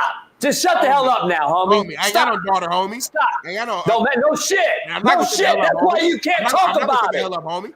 That's why. Stop talking about it. I can talk about whatever I want to talk about, homie. Motherfucker, you tell it bite you in the ass. Hey, T-Rich, he gonna have a daughter. He gonna be like calling you and be like, damn, you motherfuckers was right like a motherfucker. He don't get it, homie. He can't forward to it. What I want. I don't run women, homie. I don't run women. Ears, homie. Listen. Damn, you got a big ass mouth and 2 ears. Listen, homie, for once. God damn. Hey, we trying to set you up for fucking success, not failure. See, you white men want to control everything. Hey, T-Rich, we trying to set him up, T-Rich. We're not setting him up for failure. We're trying to set the motherfucker up. He don't want to listen. He got a big ass mouth. He got a horse mouth and 2 little ass ears. He don't want to listen. That shit crazy. You got a big ass head with no brain. I don't got a daughter. That motherfucker get a daughter though, T-Rich. God damn it. He just saw fucking Derrick Henry's nuts in the office. She just saw him. She a grown woman. Like, you act like women ain't seen dick and balls before. And you act like they gonna just lose their mind, homie. Like, what is it? Like, you sound like a virgin, homie. Every titty you see, you gotta suck. Relax. Hey, T-Rich. Smitty get cooked, he goes straight to white man shit. When JB cook, he just start yelling real loud and don't let you talk. Anyway, we got topics for you, T-Rich. We got topics for you. Hey, we know Jalen Milroe is going to go be a tight end, but let's dive into this. I got to get your take on this, T-Rich, because I don't think you would ever do this.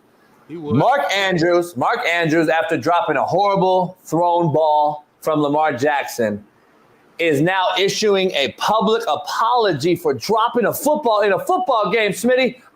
This shit is crazy to me. Like, what the fuck are we doing? He's taking so much pressure, T-Rich, that now he gonna issue a public apology like if he shot somebody off the grassy knoll or something. Like, come on, homie, this is football. We fuck up. Like, is Dalton Kincaid issuing an apology for dropping the fucking football? Homie, not the same. It is the same. Not the same, homie. Why? Number one, reason why Mark Andrews did this, let me add context, because he avoided the media this whole time. After the game, he didn't talk. That ain't no so. That's not what you do. T-Rich is a player. He knows these guys sign contracts, but they got to talk to the media. He avoided the media for all this time. So this was his way of finally just addressing the media.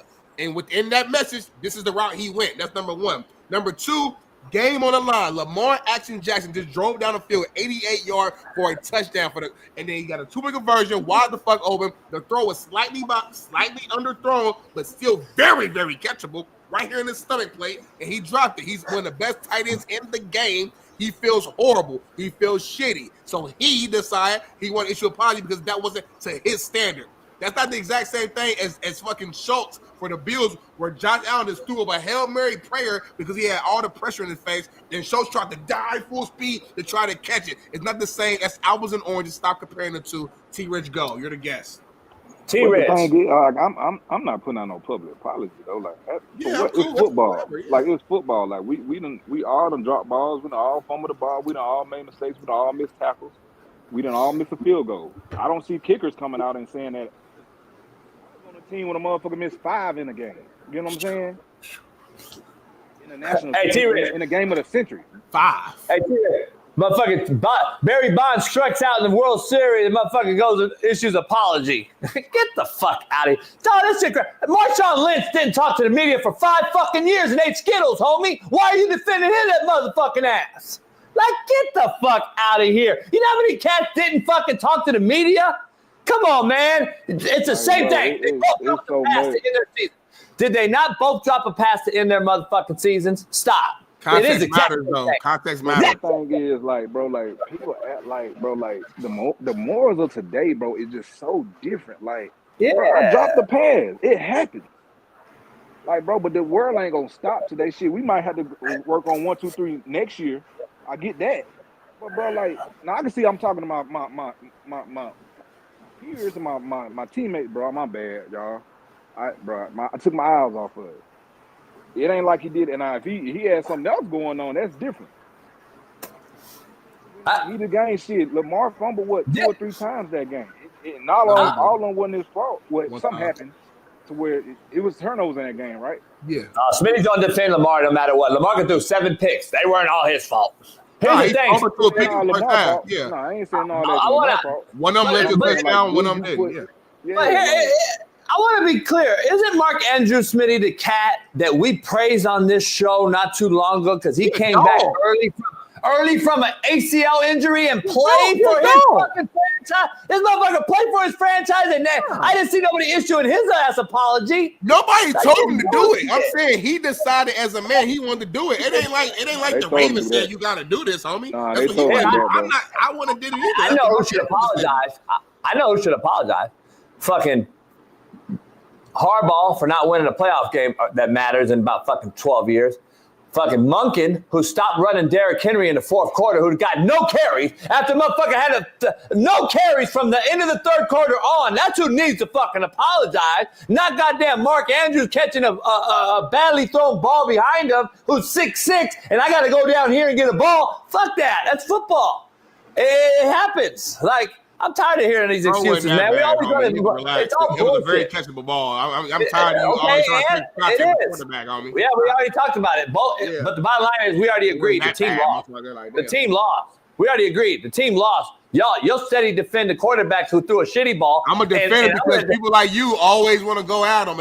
Any ammo you get, JB, you gonna fucking blast in one direction. You brought the Ravens 5 times today when we wouldn't even talk about the fucking Ravens. I gotta ask T-Rich, the guy that played in the league. I gotta ask T-Rich, the guy that played in the league. Isn't this guy the captain who we got? Did we pay him $250 million and he's our captain and quarterback? I'm trying to figure out something here. Yeah. Isn't he 250? Hey, wait up. Isn't he a 2-time MVP? Not to be 3. Not to be 3. Not to be 3. Oh, you're still making excuses for his motherfucking ass. Ain't no excuses. He drove down the field 88 fucking yards with under 2 minutes left and scored a touchdown, motherfucker, and threw a 2-point conversion slightly underthrown that was still highly catchable. That's what it is. Every throw not gonna be should have been a ball right here. Ball should have been right here. Perfect. Every throw not gonna be. Ball should have been right here, T-Rich. Ball should have been right there. It's a catchable. Hey, but on another subject, I was right about every one of those games. I told you the Eagles were gonna win. The Commanders didn't have a fucking chance. I told you that, and I like what those guys are doing over there. But I told, bro, they got beat what? 50-something? 55-23. In the playoff game, bro. I was right. In the playoff game, and I was right about the Eagles too. But that Commanders game was closer than what the score ended up showing. You're right. They wouldn't. I was right about the Eagles. I was right about Patrick Mahomes. I'm sorry. The Kansas City Chiefs. I know bro, they've been back year after year after year. Somebody got to catch on somewhere, right? Hey, it's just crazy though, T-Rich. Like Smitty will sit here and defend the ball should have been caught, but then he says Kincaid shouldn't have had to catch it. Then, like that's what kills me with Smitty. Like, didn't both of them drop the motherfucker? So why shouldn't he have caught it then? I didn't say Kincaid shouldn't have caught it. I'm saying those plays are completely different. Those are plays. It don't matter. He should have caught it, Allen though. just threw up a Hail Mary and fucking kicked. Don't matter. That matter. catch was not exactly the same way as. Maybe show the catch Kincaid drop. Show the Kincaid drop. Called it. I saw it. Okay, then say it. Say it, homie. Say it, homie. Ain't the Say same. he should have caught it. Say he should have caught it, too. Say he should have caught it, too. You're on the real show, homie. Say you should have caught it, too. Even if homie. Lil Bro catches it, we don't even know what happens. Like, Andrews catches it, they tied up. We know for a fact it's tied up. Like, T-Reg, we got a couple questions for you. The Raiders hired Pete Carroll's old ass. Where you at with that? I love him. I'm a Pete Carroll guy, so I like Pete Carroll. I'm a Pete Carroll guy, bro. Like, I like Pete Carroll, man. Everything Pete Carroll do, I think Nick has took a part of that into his college day game. Like, had the 2 running backs. Man, I remember talking to Pete Carroll when I was getting drafted. He was telling me, like, bro, I love 2 running backs because they had just had Marshawn. They're like, especially a guy like you, so that'd be the same thing as they had in Reggie Bush and Lindell. And so I was all about Pete, and I love this program. Like, I was on the question of why did Marshawn want to leave there, and so that always puzzled me. But man, like with his system that he's run, bro, he's been successful everywhere he went. Like I think they were showing favoritism to Russ at the time and trying to make Russ the MVP. And after that Super Bowl situation, even the whole team kind of just. Hey, they real recognize real, Smitty. The guy was there yesterday at Pete's press conference, and he's out there. He's yelling in the press conference, "Fuck with Pete," and they go after. I don't know if you saw it in the hallway after the game, after the press conference. You know, Pete was like, "That's you yelling at me," and they're all over there hugging and shit. Obviously, there's a relationship there that people don't understand in the media. They just don't understand the media. The players hate you, JB, and then they come on the show, and then they're like, "Damn, JB a real one. They love JB." You fucking idiots don't have a clue about player-coach relationships. That's the problem because you're all fucking Twitter gurus and you never played the game. I just gotta say though, T-Rich. Like all through college, Eddie George was telling me a story about how loaded the Ohio State backfield was and how many guys redshirted and they stayed there. Maurice Claret was telling me a story how loaded them motherfuckers were. You and how many fucking Heisman Trophy winners was coming through Alabama and never left. And by the way, Bush and Lindell both had one had 600 yards receiving, 1,100 rushing. The other one had 800 rushing, 400 receiving. They still got it and never left. Nowadays, you got Ashton Genty getting all the work because nobody wants to play with them. Like, you know what I'm saying? Like, we're creating this whole nobody wants to play. And running backs are short-lived. I'd rather save my legs and have 2 or 3 great ones and get multiple carries by multiple guys. I don't know if Pete Carroll can do it now in free agency with how they are. I don't know how the free agency market works. Like, Smitty and I talk about this shit all the time. Like, these cats now are like transfer portal kids. They'll demand getting out of a contract now. So if they're not getting the carries they want, they're not going to get the big bag. Same thing as a transfer portal to me with the NFL guys. So I don't know if Pete can do that anymore, how he did it in Seattle, but I like to hire. I mean, who else you going to hire? That's how I look at it. For running backs, I think the guy that's continuing right now, the guys in Detroit, I think the guys in Detroit got to figure it out for the running back because you need Gibbs and Montgomery. Yeah, if you ain't got 2 that can go, bro, like it's hard to have one just all the time. Even what Baltimore doing right now, they run that young fella too, along with what they doing with Derek. Like, I think that's probably the best combination that you can have because you got to give. And I'll be honest, I like Bijan Robinson in Algier. Yeah, in Atlanta. I like them. Yeah, I like Atlanta. In Atlanta, they got a little fire. Doing it really. A lot of teams doing it. The Chiefs using Hunt and then your boy who runs so hard. Yeah. But those are the teams that's winning though. All them teams is in the playoffs, or except for Atlanta. All those most of the teams are in the playoffs that you're talking about, but they got a system, bro, that works for the backs. And you got to have an O-line for them backs. If you don't have an O-line for them backs that fit that system, then it's going to go to hell. Like, it's going to go to shit. Hey, T-Rich, you said you wouldn't play for a person who never played a position and wouldn't let you recruit them. How would you feel about this guy taking the job and you just finished the season? I knew you were going to do this shit.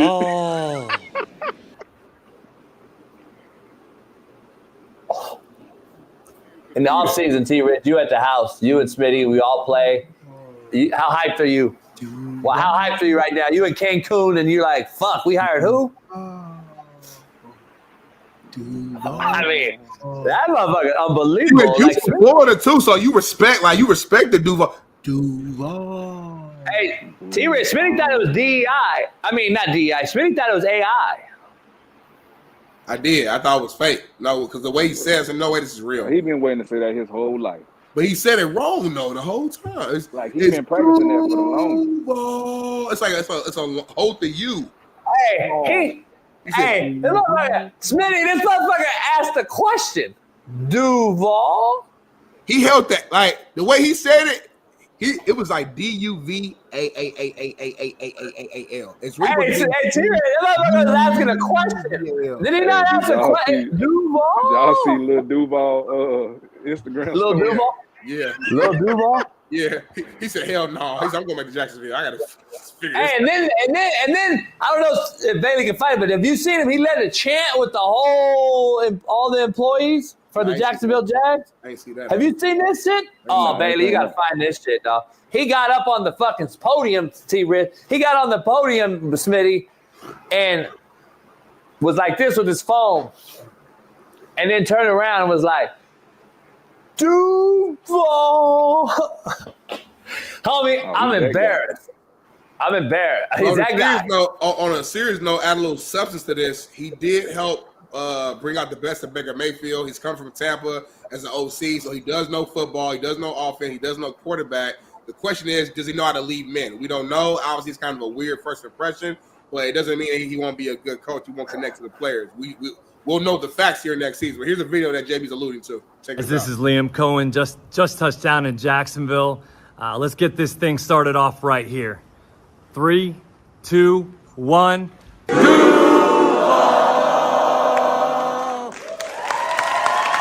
At least he said it right there.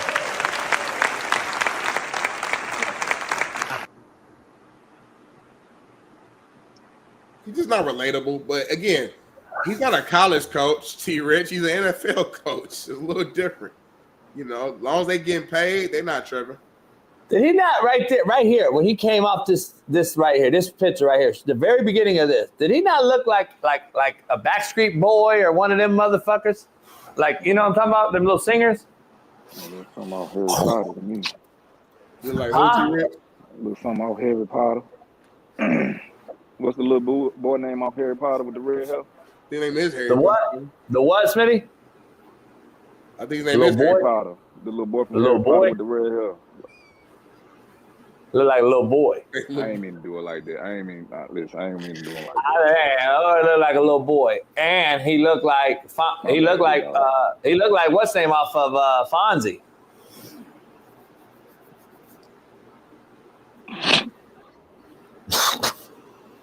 You know what I'm talking about? Baker.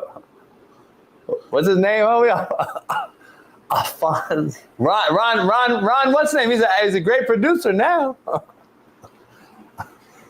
Ron Howard. Ron Howard. Bailey, show me a picture of Ron Howard on the Fonz when he was on the Fonzie. That shit's embarrassing right there. There's no way I'm going to camp. If I'm Trevor Lawrence, I'm asking for a goddamn Urban Meyer.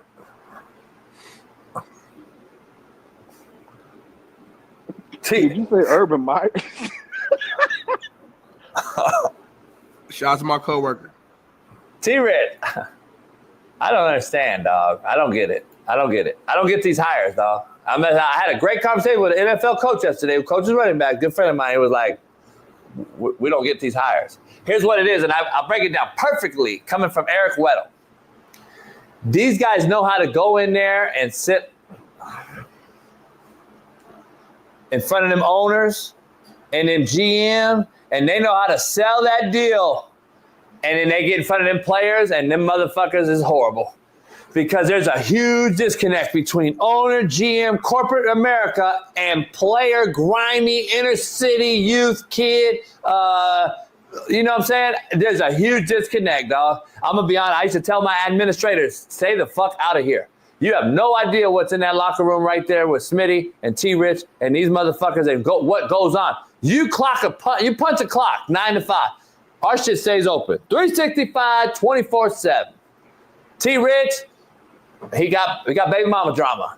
Are you gonna come in off your fucking couch and help him, Miss Counselor?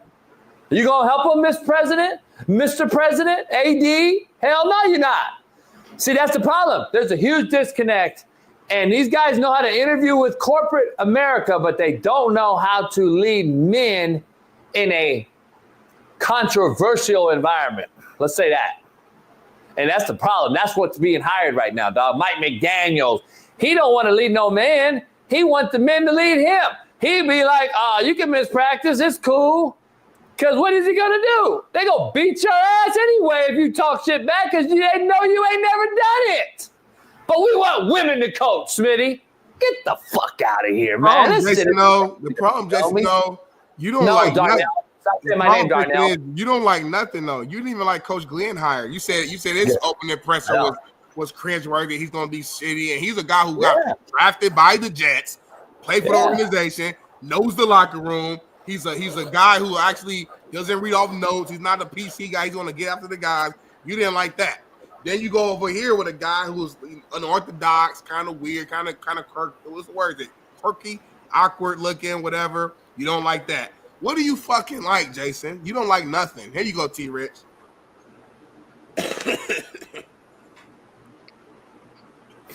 No, that's him, motherfucker. That's him right there. That's fucking him right there, homie. Stop.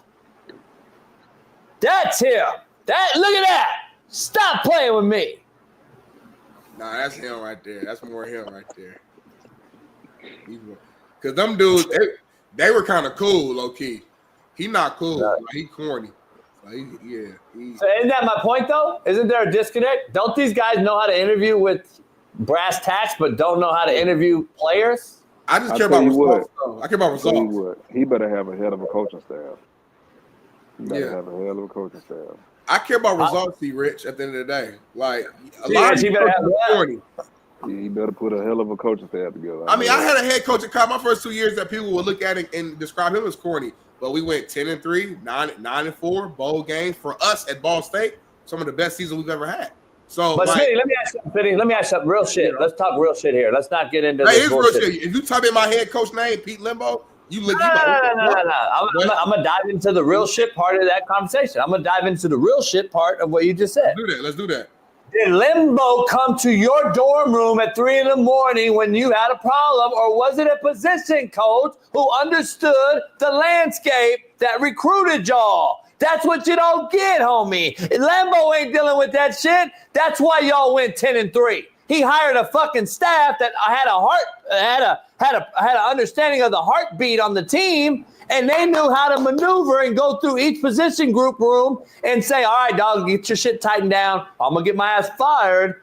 And usually, unfortunately, I'm going to get my black ass fired because that's what the position coaches were. And I used to have to deal with that shit every day. I'm like, fuck, man. That's why I say all the time, we hire brothers all day long to recruit motherfuckers, but then when it comes time to elevating them, we don't elevate them. Like, hold on. They can manage the troops all day, every day, but then when it comes to time to getting a job and moving them on, nah, you better off go HBCU. Got to start somewhere. But no, we just hire fucking Rodriguez's daughter. See what I'm saying? That's why I hate this shit, homie. That's why there is and you know what I'm saying is true. And that's the problem. People don't like that shit. They don't want to hear the truth. The head coach keeps his hands away from the dorm room, Smitty. It's a fucking fireable offense if he goes in there and sees something he shouldn't see. I'm just keeping it real. So assistants go in there and do the dirty work that built a relationship. Y'all went 10-3 because you had a great staff, Smitty. Keep it funky. Hell yeah, you did. I don't even need to know. My head coach was a great disciplinary and an organizational coach where he made sure we had structure. But the position coach was the ones that did it. You're 100% right. But use that same argument for the guy we just saw, Liam Coen. So what if he's corny? If he's organized, disciplined, he has a great staff around him, then he can be successful. No, that was just the reason I brought it up is because that's what everyone that don't know football needs to hear. And then I was just piggybacking off T-Rich saying he better hire a good staff because we already know this motherfucker ain't going out there telling Mike Evans to fucking get out your break. Shit, he don't have to. I'm just saying. It was the special teams coach. Perfect for yeah, and great. And I know a lot of head coaches that were great special team guys. Look at Virginia Tech for Beamer forever. So a lot of those, but they know they roll. That's my point. At the end of the day in the NFL, though, there is no class check. There is no baby talk. I don't got to deal with all that shit. You're grown men making money. Now it's time to address the whole team as a whole as the head coach. Bruce Arians wasn't going over there and sugarcoating shit. Fucking Andy Reid ain't going over there picking and choosing who he could talk to. This is the NFL leader of men. This guy, man, I'm just telling you, MCDC biting the kneecap off is completely different speech than that shit. Duval. T. Rich, man, we appreciate you, my guy, man. What you got going on the rest of the day, man? You chilling? You coaching? What you doing? Man, I'll tell you what, bro. I got a couple interviews. What? Over there? I got a couple interviews. But on Real Talk, man, I love being a part of this show. I came on here today, and I had a lot of stuff going on. My mom she got a procedure going today. I just need prayers and lifting up, man. Prayers lifting up, bro. It's tough. It's been tough, but every week I come on here, bro, y'all cheer my day up, and I love it, man. I try not to miss, but I appreciate it. I appreciate you coming, dog. Hey, my mom doing the same shit. My mom got a bunch of shit going on, too. She can't even, walk 5 feet without having to sit down. I'm like, here we go. Get up. Like, my mom, she getting surgery right now. She we pray that it's a successful surgery. You 100% healthy afterwards. Yes, you don't have to come on this show for shit like that. I appreciate you always, man. Hopefully your mom gets well. Tell her the whole Slap Nation love her. And hopefully we'll see you next week. Last week, man, before the Super Bowl or the last day, it'll be the last day after the Super Bowl. And then we're off for the spring. We'll keep doing our thing. We got to get you out of here. Yes, sir. I'm trying We're to doing a big Super Bowl party if you want to. JB said he'll fly you out, pay for everything, flight, hotel, food. So just come out, let us know. This motherfucker, man. He just be volunteer right there. I'll pay your mortgage too, T. Rich, your car note and everything. This motherfucker right here just volunteer anything. You a real one. I know you would do it for T. Rich. You a real one. I know you would do that. T. Rich, we got to get you out here. Man, much love, T. Rich. I'll see you next week. Hopefully your mom's all right, brother. All right, then, Trent. Yes, sir. Yes, sir. All right, T. Rich. All right, Trent. I've been seeing this all video. What's this?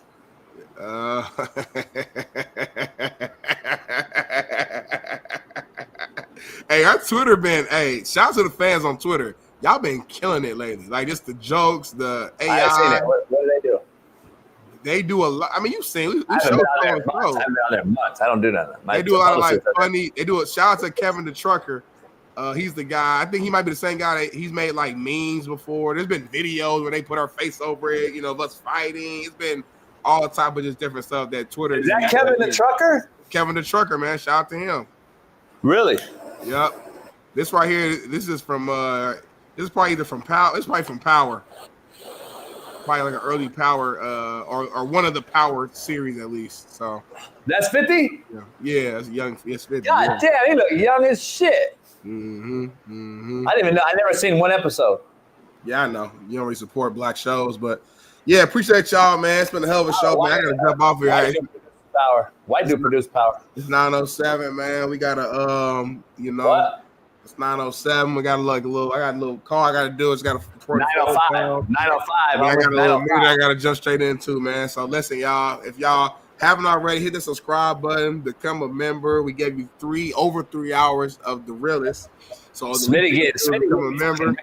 Public now. Smitty get recognized in public. He think he big time. It's fucking crazy how this cat just come on here, just unbelievable. Well, I big get recognition from Speak for Yourself, homie, but it just grown even more since then. So it's like, because I gave you the face. I gave you the face put out to the world. I mean, your face is out there now. Everyone knows you. You gave a lot of people the face. You gave the upside down Coke. You got the upside down Coke bottle the face. Don't nobody know her. You gave other people the face. Don't nobody know them. You gotta actually come here and be good. Upside down Coke bottle. I don't know her name. That's the only thing you call her is upside down Coke bottle. I never knew her name. So no disrespect. I don't know your actual name. They call you upside down Coke bottle. So the only thing I'm saying is this, homie.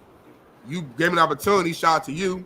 Shout out for Marcellus for plugging me. But at the end of the day, I had to come on here, stand 10 toes at the beginning of the show when it was nothing but far right ringers who didn't give me no love, who was all racist. And I stood 10 toes, right, I can't even say it, right wingers, far right wingers were on your show when I first started. Super right, super like crazy, like hated me. But I stood here 10-toe. I said, F all that.